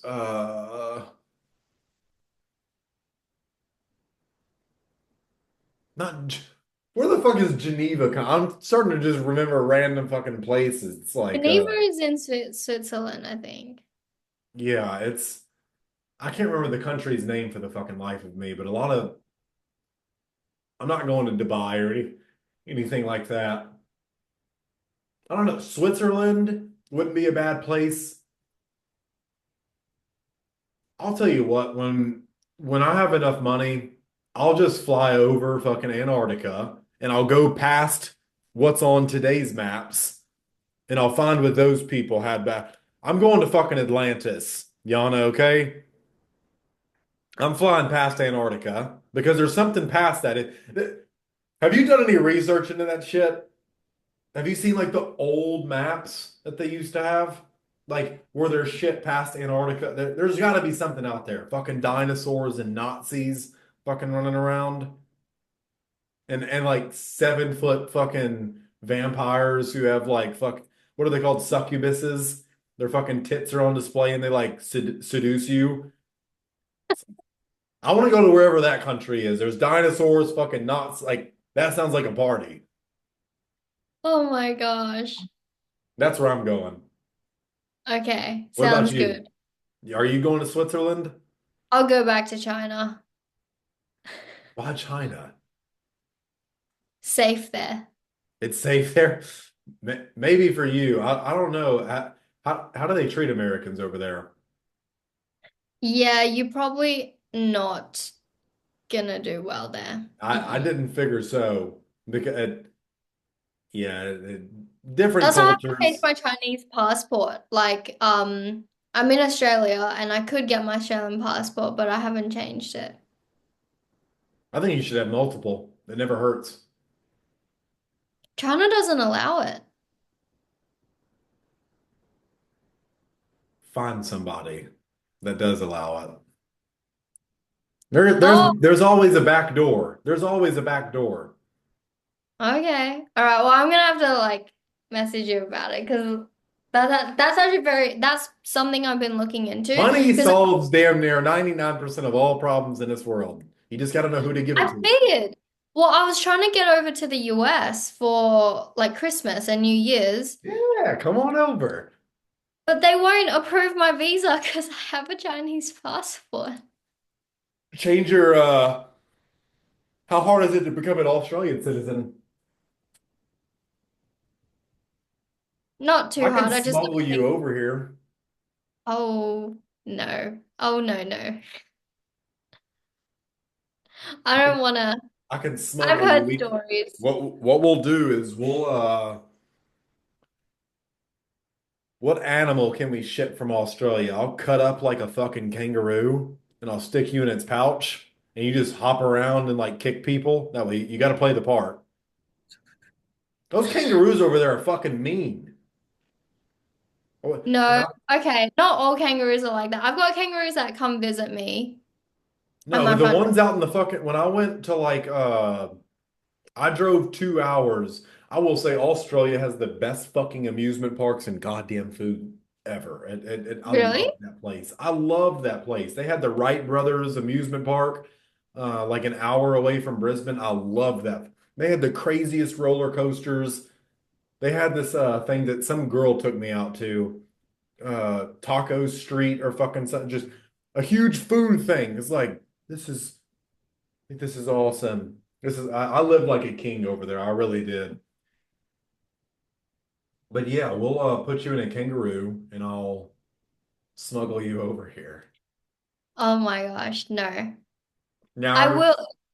If you wanted to fly me over though and like work your magic, I'd be more than well. I'd be like, yep, do your thing. why are they not approving your visa? What reason did they give you? I don't know. They were like, oh, you have to apply through the main website. Because I sent in a like a special request because I was like, can you please approve it? Because there are no times. Like I have to go in for an interview. And they're like, you have to apply through the main website. And then the main website was like, you have to contact the consulate, which is what I did. I contacted the consulate and they were like, you have to apply through the main website. I'm like, I don't know. This is like going around in a loop. What the fuck is the main website? us.gov? What do you have to go The to? US visa scheduling.com or something. Is that what you did the first time? So you went to Yeah. the main website. I'd find an agency. That's probably the easiest thing you could do, in all honesty. I'd find an agency that can do all that shit for you. You got the money for it. Okay. They'll submit all the paperwork. They know what fucking loops to jump through and what people to give fucking blowjobs to get you fucking over. Okay. That's what they fucking do if I had to guess. I couldn't imagine that, but Like, I owe you three handies. Yeah,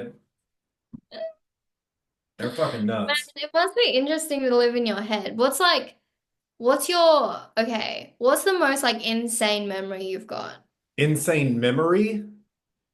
Yeah. Uh, Do I want to know? they're not like psychologically unstable or anything. No, you don't need to worry. I've I've just done some derogatory shit in my life. I've been what women call a pig a time or 12. I've been around that block. So what context? Are you looking for Okay, like so like with the internet marketing space in general, because I'm really excited to hear stories about that. With a girl, I guess, because you've got so many stories with with girls. dating? Okay. And I don't know, just like a personal moment where you were like, that was did that really happen? Like that's freaking insane kind of thing. So personal, definitely psychedelics. I was out of country and did DMT and ayahuasca. That completely, and I've done it multiple times.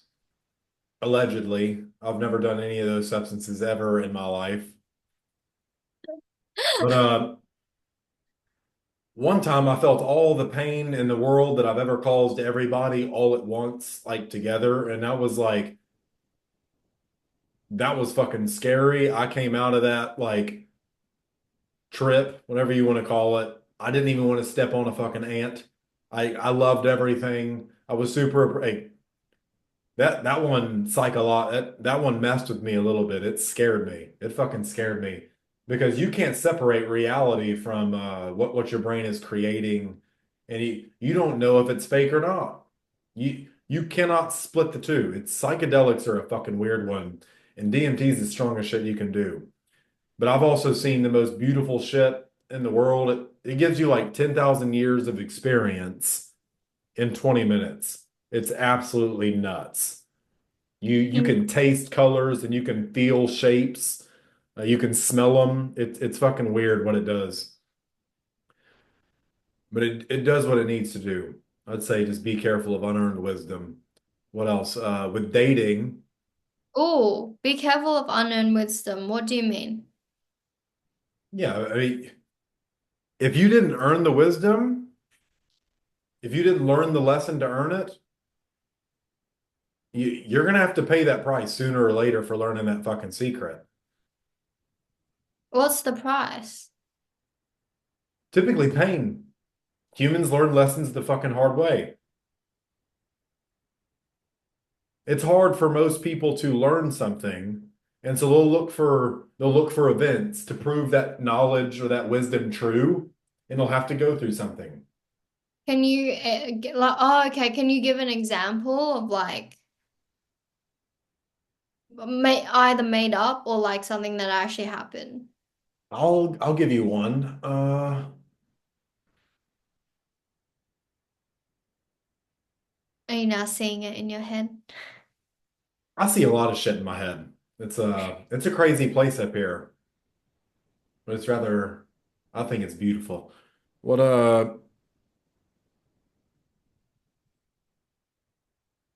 when's the time that I've had unearned wisdom?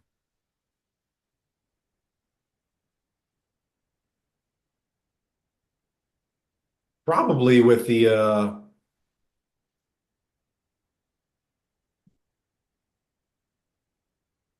probably something with dating, like all the pain that I've ever caused anybody. That brought a lot of shit. And what I did was to earn that, I literally went and asked people, it's like, hey, like, I know I haven't talked to you in years after I just never, like, after I ghosted you. And I was getting slapped and fucking kicked in the shins and shit. People were like, "You fucking did this to me." I should have never asked any of those people fucking anything. There's an example. I wanted to fucking prove it to myself. So I don't fucking know why, but that's an example right there. But in dating, one of the craziest memories I have was a mom walked in on me and a girl that I was dating for like 2 weeks. And she's like, "Are you really fucking him in my like under my roof or something?" And she's like, "Mom, you always fucking do this." She goes, "Well, what's so special about this one?" It's like, "What, bitch?" But then she just pointed to my fucking dick. She's like, "Oh, okay." And I ended up doing it with her and her mom. Um, That oh my gosh. that's happened more than fucking once. It's funny. And some of the girls I've dated, if they knew I was with their moms, they would they would not be too happy.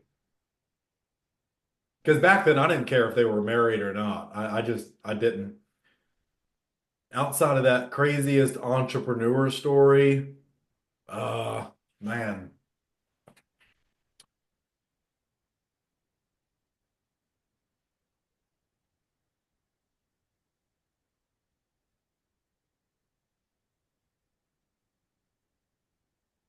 just anything business related.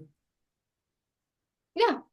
First thing that comes to mind. I was in Las Vegas for a or was it Las Vegas? I think it was Cancun or Las Vegas, one of the two. These people were at both of them, so I can't remember which one.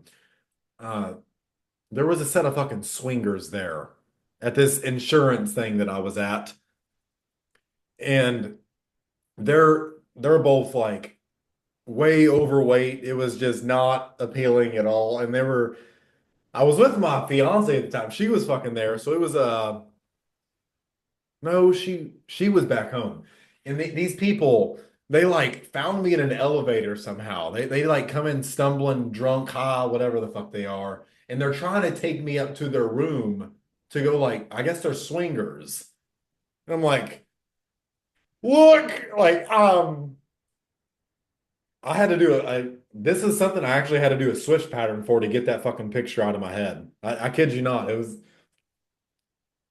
new picture, old picture, clear the screen.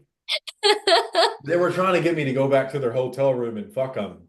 And I was like, I'm actually at my floor. And so I fucking get off. I take the next elevator back to the ground floor. I go try to like find any source of civilization I can to like get out of that negative headspace.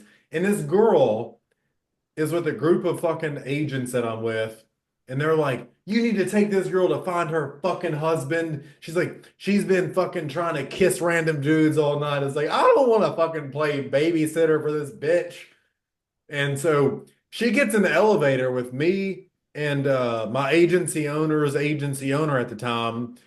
And she takes her whole hand and just grabs me by the fucking wiener. And she's like, you're gonna fucking stick this in me. I was like, let me go. Like she squeezed so hard. I thought she was gonna like I was gonna pass out. I was like, okay. I was willing to say whatever.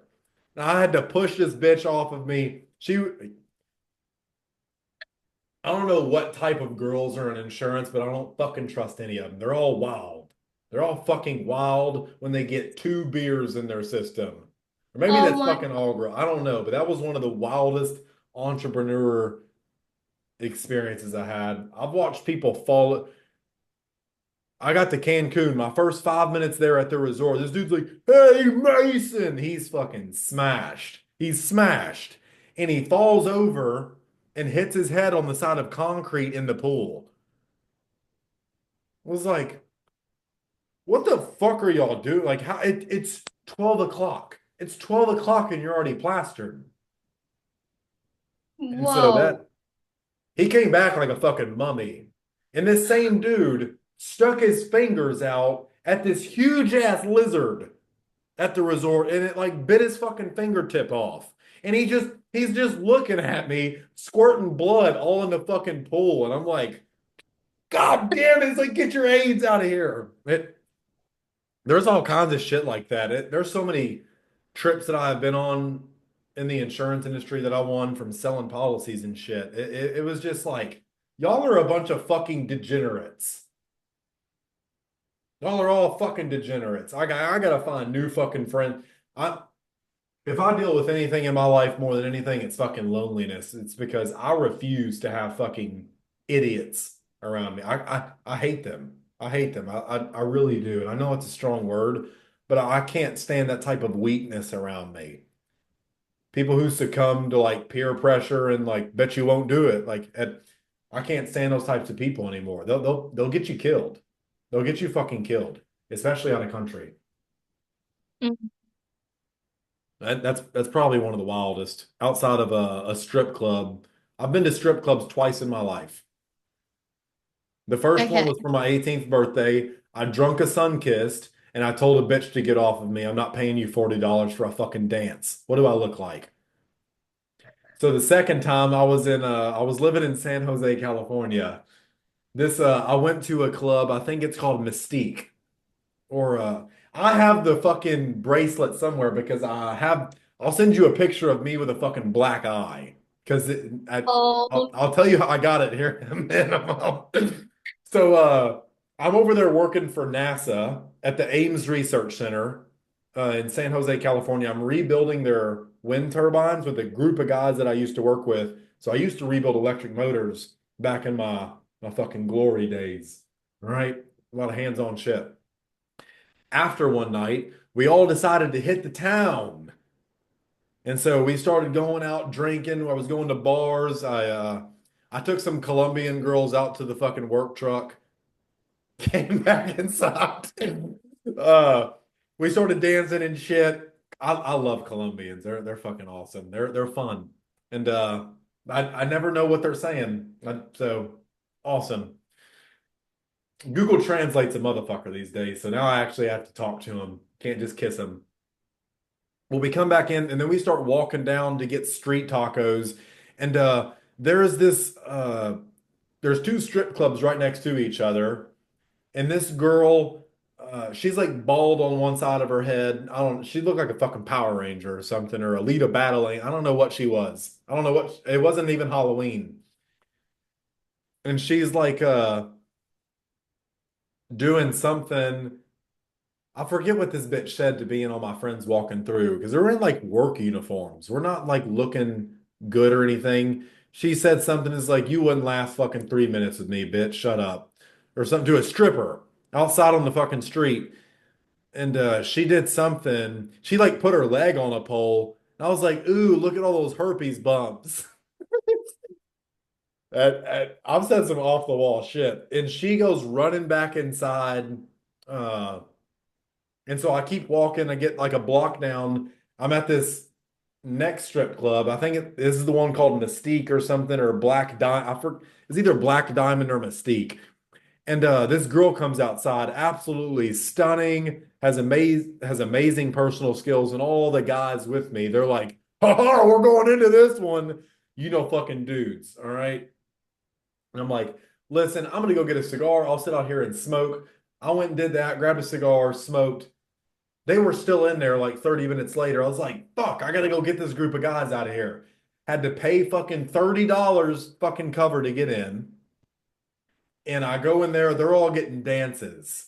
I'm like, motherfucker, man. It's like, can y'all just fucking like bust and like hurry up? It's like this place is disgusting, man. The type of girls that are in these places disgust me. The whole environment does.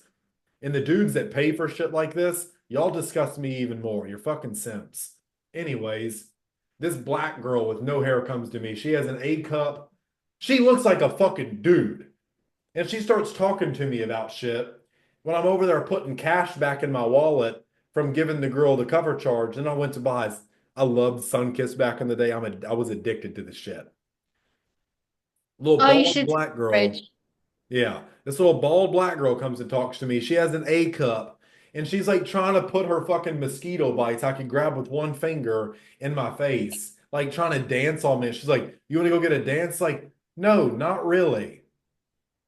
Like I'm starting to get annoyed at this fucking point. And this Oh girl's my like trying to gosh. talk. So what do you do here? It's like, I fucking work. What? It's like, what are you trying to talk to me about? You and I have no like nothing. And I get it, she's just doing her job because she's a hoe. Anyways, She's a hoe. she is. She's fucking dudes for money. It's I get it. LA is expensive, whatever. San Francisco's expensive. Uh, so if you guys sell fucking feet and ass to fucking pay your bills and your 14 kids, by all means do it. But this girl, she eventually got to the point where I'm like, can you leave me the fuck alone? And the bouncer hears that and she's like, well, I want you to give me $5 for me talking to you. I said, I'm not giving you $5 for you talking to me. I didn't ask for you to talk to me. And she's like, oh, so you're not going to give me $5 for my time? And I said, no fucking sir, I am not, young man. And she said, okay, bet. When I hear people say bet, I just automatically assume they're fucking illiterate. I hate, or no cap, no cap. On God, bruh. When I hear people say this shit, this girl turned around. She took one step. And so I go back to putting shit in my wallet. She turns around with the back of her fist and clocks me in the eye and starts screaming at the top of her lungs, "He raped me! He raped me!" And I'm like, "What the fuck, bitch?" It was a crazy ordeal. The bouncer came over there. He's like, "Dude, you gotta go. She does this shit to everybody. She's like, just get your guys, get the fuck out of here." And she starts running at me down the street, and I'm like, I'm not wanting to go to jail for like punching this hoe. I've never wanted to hit a woman so bad in my life because I would have knocked her. Oh, I'd have knocked her the fuck out. I'd probably Yeah. like, but yeah, that was one of the wildest nights fucking ever. Then we went back to partying. Man, you've lived a life. I've lived a very eclectic life. I almost got kidnapped in Australia. That was a fucking funny one. From what? I was making a scene, and Australians don't like when you make scenes. Someone tried sticking a bag over my head and sticking me in a white van, and the dudes I were with, they were like, "He's got a gun," and they thought they were talking about someone else. So I fucking took the thing off, punched the dude fucking next to me, and took off running down an alley. Because I'm not getting locked up in a foreign country. I'm just not. And so Hmm. the adrenaline was so fucking high. I don't even remember where I hid. Fucking any it was one of the wildest fucking times of my life. I think I went to a place that was selling fish and chips and said, "If you don't let me behind the counter, it's like I'm fighting you." And the dude was like he didn't know what happened. The cops fucking drove past, and I was like, "Thank you." I got an Uber and I fucking went home and I slept. Like I was just like, "What the fuck, man?" It's like it because those little, the legal drinking age is only 18 in Australia. So these little fucking dudes were mouthing off. And so I slapped one of them. Said, "Don't you ever fucking talk to me like that. I'm American. I don't play that fucking shit." They didn't like that. I inserted my fucking nationality over there. As like people did not like that. People did. Oh my gosh. I could not even, oh my gosh. You have lived an absolutely wild life. I feel Yeah, like in your head, I've done the some world is things. like an unsafe space. I think the world's absolutely beautiful. I think there's a time and place for everything. And I've learned how to be flexible with my behavior. I know when to stand my ground and when not to put up a shit. It's I do not do well with disrespect. I'll just punch somebody. I'll just punch them. I'll hit first and I'll ask questions later. And so if I'm like I have to be careful of what like networking and like entrepreneur events I go to because there's a lot of people in this industry that I can't fucking stand because they're bad actors. How did you survive in Bronson's world? I didn't go to a lot of shit. I kept my mouth shut and I said, "I have too much shit to lose. Oh, we're in Cancun, so I don't want to get locked up fucking over here." It just, I've got too many guns and shit I'm not going to jail. It's stupid. It's stupid. And so I've learned to get really good with my words and hurt people's fucking egos. I don't know. You just have to find different ways of getting in people's heads because you still got to let them know, hey, you ain't shit. Some of you are so poor, all you have is fucking money, and you're about as useful as a fucking weed. Okay. What would you say to someone like I'd that? go fuck their girlfriend that they brought. What are you going to do about it? Oh, your wife. She's hot. You start interfering any way possible. You're not going to fucking talk shit to me because you earned a two comma club award. And like, I don't care if you've got 9 fingers in the bank. I'll snap your fucking neck. I'm alive, you're dead. Who wins? That's what it comes down to. That's what you have to do. Man, It's a dangerous fucking world. to be a guy. It is. People are getting shot every fucking day, stabbed, whatever. Like, you have to be capable of violence. If not, people will walk all over you. Can you imagine? Like, Like Jordan Peterson, that dude talks about being a man. He knows nothing about being a man. He'd get beat the fuck up in a party. He'd get beat up. He cries all the goddamn time for no reason. How do you feel about a guy who just cries all the time? What's your immediate like women brain tell you? He's in touch In touch with what? with his emotions. Do you think he's ever going to be able to fucking physically look after you or keep you safe? Or be different. Yeah, you'd He's a probably, in that context, you'd probably call him a bitch. Like, hey, someone's trying to rob us right now, and he's over there. Please stop. You'd say, what the fuck, man? And then you'd pull out your fucking karate chop him. You're a freaking savage. Oh my gosh. You I have love to be. it. If you're not a versatile person, if you're not flexible, as a dude, you're just Well, not worth a lot. You're very expendable. You're replaceable. what do you think is a woman's role then? I think women should do whatever women want to fucking do. If they want to go talk shit and sell fucking feet pictures, they should do that. I'm glad we live in a world that it's safe enough for them to do that. And they're not getting their fucking heads chopped off. 2,000 years ago, if you were doing this shit, if you were cheating on your fucking man, you'd be branded with a huge fucking scarlet letter, or you'd have your head chopped off. You'd have razor blades insert. Like, it was a dangerous fucking place. It was fucking dangerous. So I'm glad women are safe enough to go do dumb shit now because I don't care. I think I enjoy a woman's presence and company during certain times, and that's it. I think they make some beautiful memories. Like I'm just not going to put up with dumb shit. And so I'm very exclusive with who I share my time in company with. Is that I'm just not going to fucking do all the dumb shit. I'm not going to sit there and argue over your fucking clothing choice because you decide to have your whole tit on display and you can see your ass cheek hanging out. Like, I'm not going to do that. And I'm not going to be called controlling or toxic for telling you I don't date girls who dress like that. If that's controlling, then yes, I'm controlling by all means. I don't give a fuck. Mm. But the girls who just go out there and want to raise families, I think it's absolutely beautiful. I think there's nothing more beautiful in the world. The women who just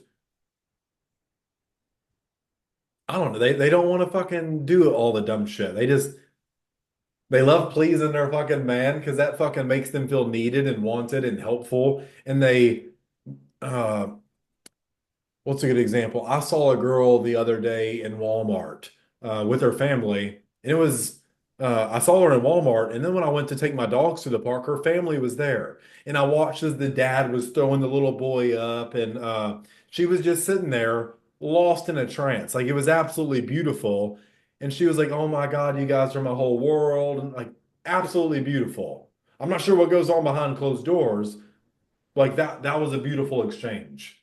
She was happy to be a mom. She wasn't just happy that she had the title. Because I think that's what most women want fucking these days. It's the title without the responsibilities. They want equality of outcome, not equality of opportunity. They want the same results without the risk that it took to get there. That's the world Mhm. we live in. So I don't judge it. It's just it is what it is. I think they're also just doing the best with the resources they have available. That's really what it comes down to. The rest is just personal. And that's like me and you arguing if we like fucking lettuce on our cheeseburgers or not. It's a matter of fucking preference. I just don't assert my preferences over other people. Mm. That's what pisses me off about all these fucking internet marketing douchebags is they try to insert their feminine and mediocre opinions on me and tell me how to think and feel. It's like, dude, you are a bitch and all you have is fucking money. That's all you got is dollars. You can't fight for yourself. It's stupid. It's stupid. That's what goes on in a man's brain, if you're wondering. I'll walk in like a mastermind event. It's like, okay, I could break fucking his neck. I could break his. I'd kick him in the balls first and then shoot him because he's way too goddamn big. He's like 7 foot tall, Jolly Green Giant. I'm gonna have to fucking pop him a couple times. I'm not fighting him. It's not even worth the risk. That would be wild. Oh my gosh. I'm a very security driven individual, and then opportunity. I'll look to minimize as much risk as possible and then pursue the opportunity. Which it's funny learning how women think. It's like you guys are similar, aren't you? Look for security first, then opportunity. It's a good way of Yeah. thinking. It really is. Keeps you safe. But that is on the presumption that the world is unsafe Yeah. inherently.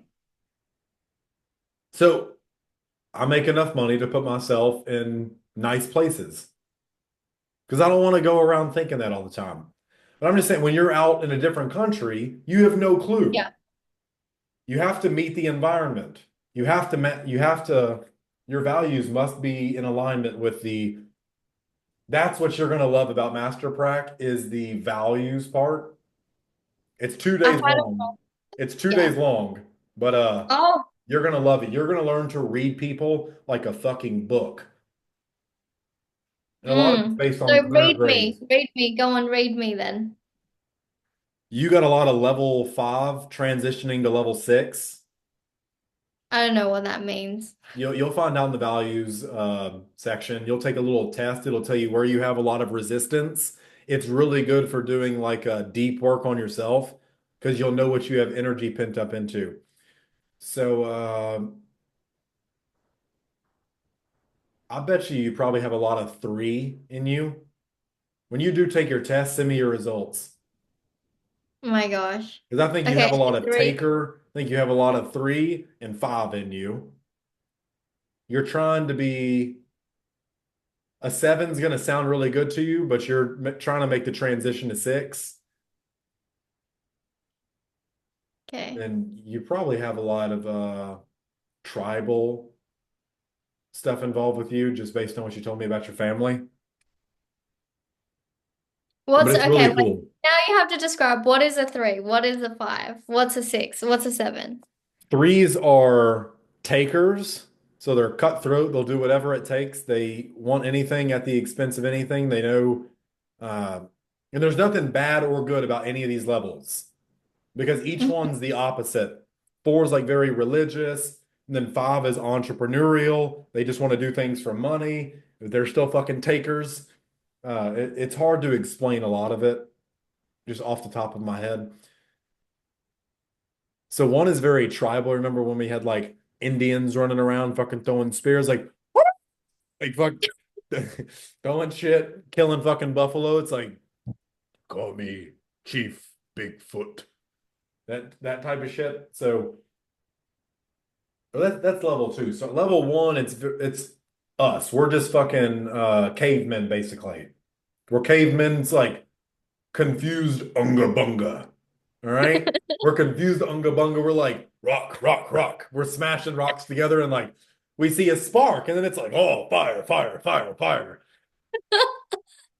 And that's what we're fucking doing. And Definitely some people I know who are like that. we Yeah. walk around with our fucking stick and we bang anything that fucking moves or catches our attention because that's a threat to our perceived security and our livelihood. So we fucking bang, we beat anything that moves with a stick, unless it looks like us. Then we just go fucking pillage the girls. If they think men are fucking pigs now, bitch, imagine what it would be like to be in that Sentinel Island right now. Please. Don't fucking talk to me about fucking how hard the world is with your pretty smile and fucking curly hair. You fucking know nothing about it. It, but level 1, it's all driven from the spinal cortex of the like the what is that called at the top of your not the I guess the brain stem at the top of your spine or your spinal cortex. And so it's all about the 4 F's of survival. So you have food, fight, flight, and fucking.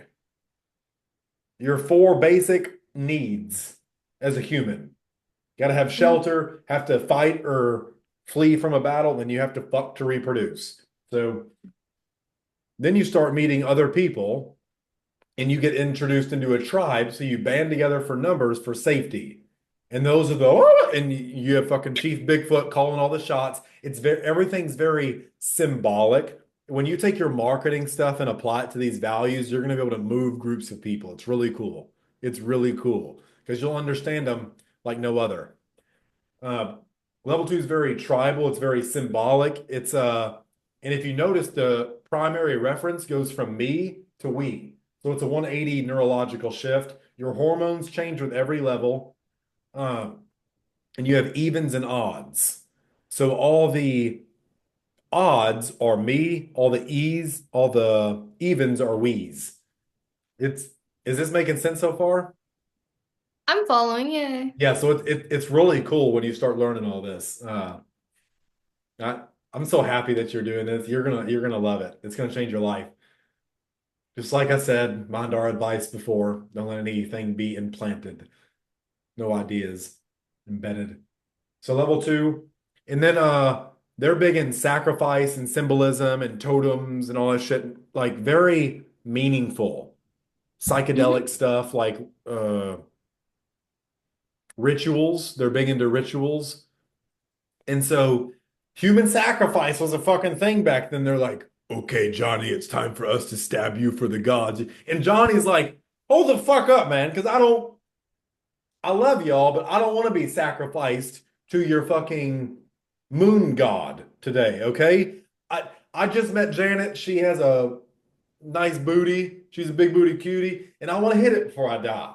So you know what? Sacrifices out of the picture for me, and they kick him out of the tribe. And now he's all by himself. Now a level three. So it goes back to me. It's all about survival.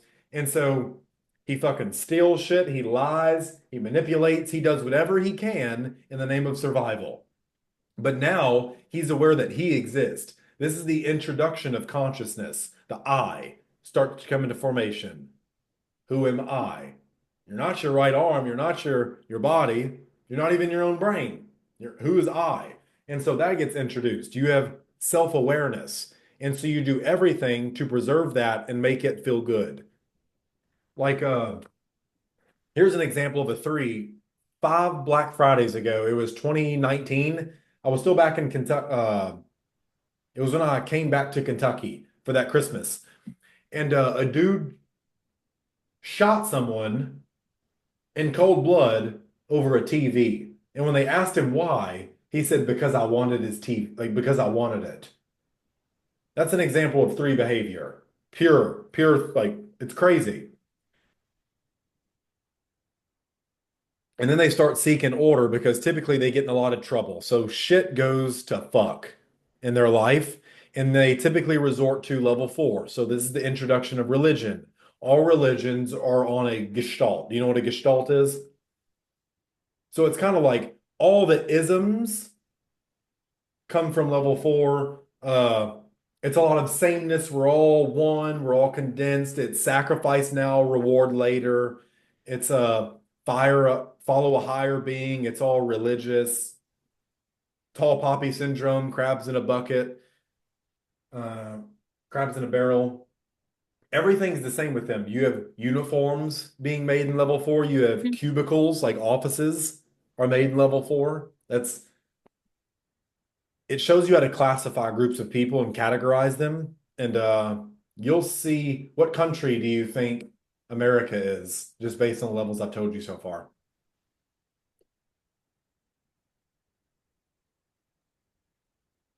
You're like three. Three and four. Yep.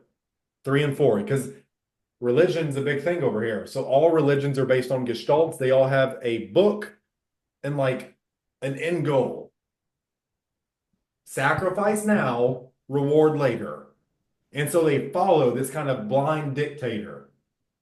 Jesus, Yahweh, Yahshua, like whatever you want to call him. Um, the translation always gets me though. If you translate Yahshua from Hebrew to English, it wouldn't be Jesus, it would be Joshua. Not sure how the fuck that came to be, but what do I know? Anyways, level four. And so everyone's doing the same thing. You have your jobs, you have all that shit. But then one day, like Yana, let's say you're in level four right now, you see someone driving a Mercedes, Because level four is all about have just enough to get by and never more. Because you don't want to be a target. You don't want to be seen. You don't want to be a burden. That would go against everything you believe. But one day you see your neighbor in a nice suit and a Mercedes, and you're like, I want that. I want more than just enough to get by on. Do you remember what it was like jumping into entrepreneurship? Everyone's trying to pull you back. That's not safe. That's risky. What you're doing is elite. You remember that? That's the force trying to pull you back down. Mm. It's it's really crazy because level five, your start is the birth of entrepreneurship. And so like people, five has a lot of three. So each one incorporates the previous value into it. Five has a lot of three and one in it. So fives are still takers. They do things for money now. And this is where buy or die salesmen come from. That's the biggest danger because fives will go make a lot of fucking money, manipulate people. They'll typically buy stuff from the level sevens and enslave the fucking population with software and technology. Fives are crazy. Like that's the basic gist of it. Five's entrepreneurship. Six is all about feeling good. They want to do life with their chosen group of people. They start visiting drugs and psychedelics, and they go back to level two and visit that and the meaning of everything. And typically, they don't transition until something.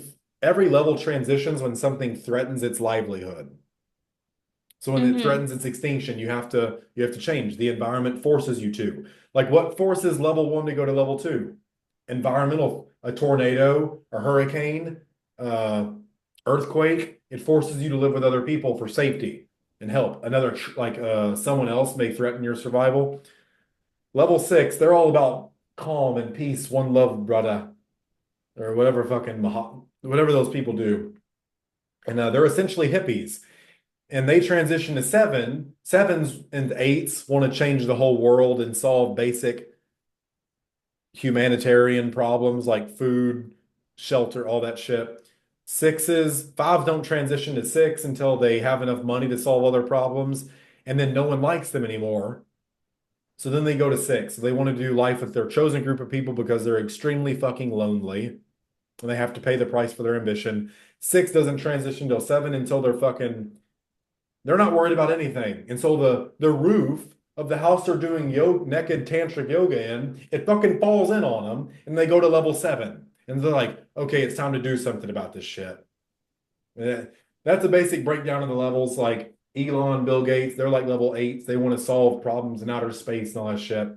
And level nine is starting to transition. But Claire Graves has some excellent work on spiral dynamics and all of these different levels, the colors that come with them.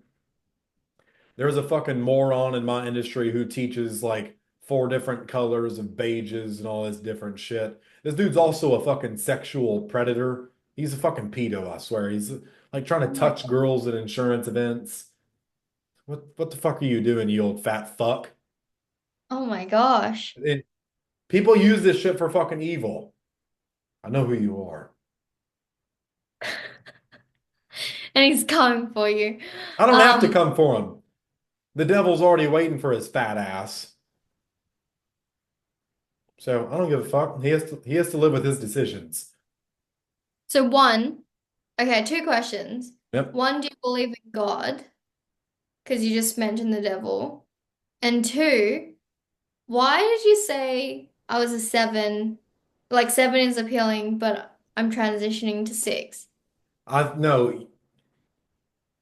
So you're in the process of going from five to six, so accumulating all enough resources and doing life on your terms. That's a lot about what six is about. Seven is all about helping people. And so it sounds really appealing to a lot of people because they develop a bunch of shit that helps groups of people. It's maybe it's a mind read or a hallucination. I just think you're gonna like it. I think you'll like learning about level seven. And level six will sound good to the fours. It's crazy. Just go learn it. It's been so long since I revisited all my notes on that stuff. I just know all the predicates they use, words they use. and it teaches you how to identify people and typically what level they are in to match the environment at the moment. So it's just a really nice model of the world. Mm. When you go Do you through it feel though, you'll understand like, oh, okay, seven is pretty cool. are there limitations to like how NLP is applied in like today's sort of day and age? Do you feel like society has evolved Not beyond really. what? If anything, they've become more predictable than ever. Interesting. They may have erratic reasons, but the behavior is nonetheless the same. Mm. Mm. Interesting. What about my first question? Do you believe in God? Yeah, You do? yeah. Hmm. So what draws you to like believe in God, even though knowing that religion or I guess My spirituality? view of God is I am God. So there's, and I already know someone hearing that is going to be like, oh, that's fucking megalomaniac. Let me fucking explain, Bertha. Shut the fuck up for a minute. The Christians even have this thing in their Bible called scripture. And in the scripture, it even says Jesus thought it not robbery or theft to be equal with God. Well, God made man in his fucking image. So that means there's a piece of him in me, which means I can think like him, I can act like it, like anything. So there we go. So I have a very internal frame of reference. I come to myself for approval. I do things because they impress me, not other fucking people. And so Hmm. it's a lot of that God-like self-image or God stat, whatever you want to call it. Maybe people call that confidence or charisma. I don't know. I just think God made me to fucking act like him. And so that's exactly what I'm going to do. But I view that as more of a source that I can tap into at any moment. I don't think he's some dude up there with a white beard, fucking, okay, let me make Adam and Eve now. I could be wrong. Maybe that is him. I don't know. I don't think it's whoever these fucking people have in their house a picture of some white dude with a brown beard and brown hair. First off, you're in the middle fucking East. He would have been brown. He'd have been brown or black. Jesus was never white, motherfucker. Fuck off.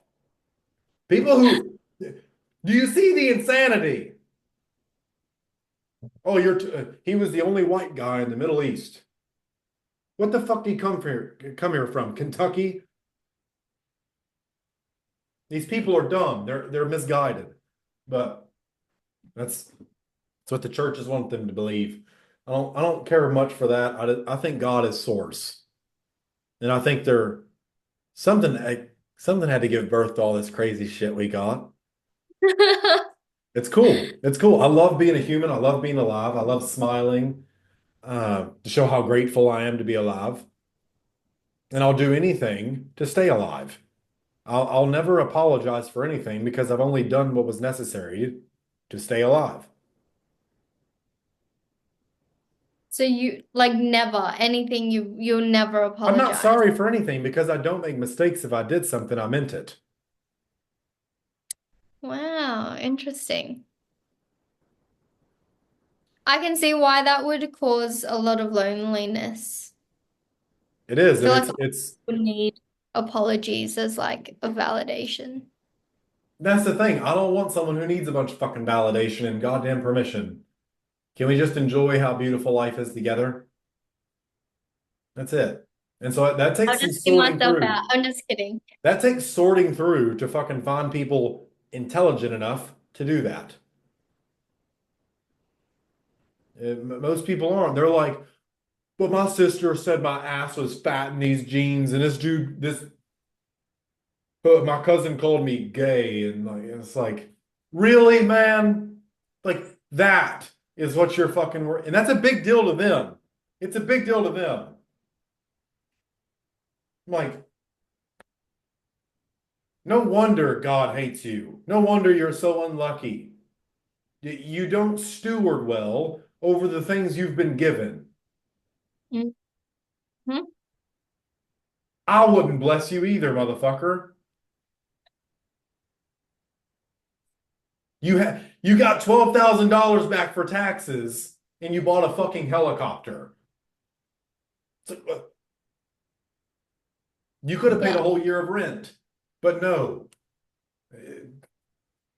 On a side note, if I had 5 kids and I was getting $12,000 back in taxes, I'd do the same shit.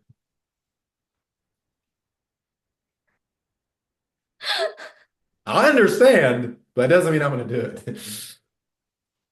So yeah, that causes a lot of issues in my fucking life because people don't understand. And that's why I have to find people like you and Antoinette and fucking whoever in the fucking world that are smart enough to fucking interpret things the correct way and not act on how you feel. You gotta have a good environment. That's the biggest limiter of any entrepreneur is their environment. If you can change that and hijack it to have just hang out with really rich people, hang out with really rich people, you'll solve your problems pretty quick. Mm. All right, time to be a gold digger. Let's hear it. Need to go find the rich people to go hang out with. Well, you be a gold digger. I can't believe we've been on here for fucking 2 hours. This has been the longest one I've done. I didn't even get to ask you all the questions. You started fucking going through the who hurt you shit with me. Go on, rapid fire. What are your questions? I've done forgot now. Come up with an Yes. offer. Come up with an offer. I'm gonna pick a Oh, market, give you an avatar. I just oh want you my, to come up with an offer and a VSL opening. Let's see if you can do it. Can you do oh my that? God, that is crazy. All right. This We're is gonna that do exercise from like that, have you watched that video? which one? Like it's like, Alan got like some people to do it where it was like, come up with an opening and Oh, it's on like, VSL Masterclass? I can't remember it, but It's just a fun challenge. It's a friend being a friend. oh my gosh. Okay, you're really challenging me. All right. Pulling your female entrepreneur card. Yep. All right. All right. Yeah, there's that American in you. So we're gonna do dating, Okay.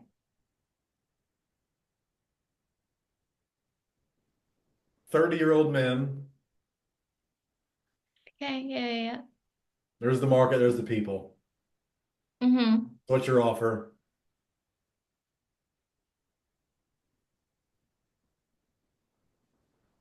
And I don't know why I don't have a 30. screwdriver. All right, 30-year-old men. Yep, they fucking suck at dating. What are you gonna offer them?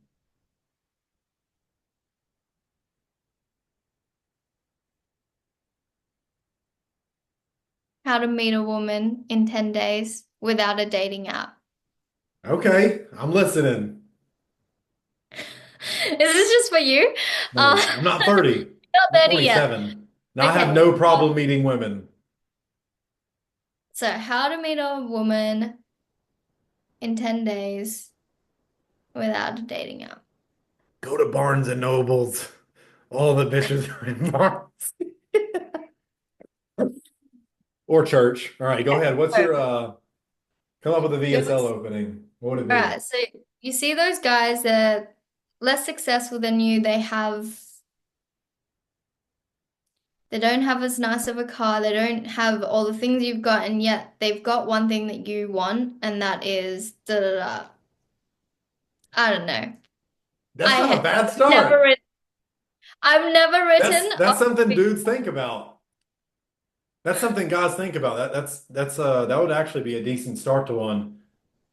I they can't don't tell you have how many times when I was 18 or 19, it's like, I've got a nicer truck, I've got a bigger dog, I've got all this shit, and she chose this jackass.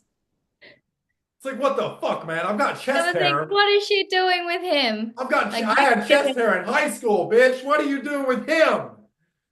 yeah, yeah. We're I've peacockers. actually, that's actually like, I love that because that put me on the spot. And also, I think that's the second VSL I've ever written. Like, it's the start Well, of a that's like VSL. 6 lines. So you're gonna have to drag it out more. Yeah. You're gonna have to drag it out a lot more.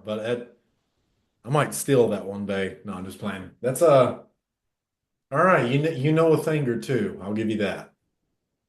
Yeah. Good job, Jan. All right. Well, I'll let you go be a gold digger and a resource extractor and go make some money. Yes. Where can do you have YouTube or anything? Where can people follow you at? They can follow me on Instagram. Instagram. What's your Insta? Just Yana Lin official. So YANA. Yeah. Everybody yell. You remember that shit from cheerleaders? YELL. So Yana Lin official on Instagram. You guys go give her a follow. And you got any offers running or anything these people can buy, give you money for? What can you extract out of them? Just give me your money. There you go. That you are you a lord just out of curiosity? Yeah. You fucking bossy ass woman. I swear. Give me money. I can tell by the language. All right, guys. Hope you enjoyed this. Go fucking give Yana money or go bother her. Don't send any weird pictures. No. Mm-mm.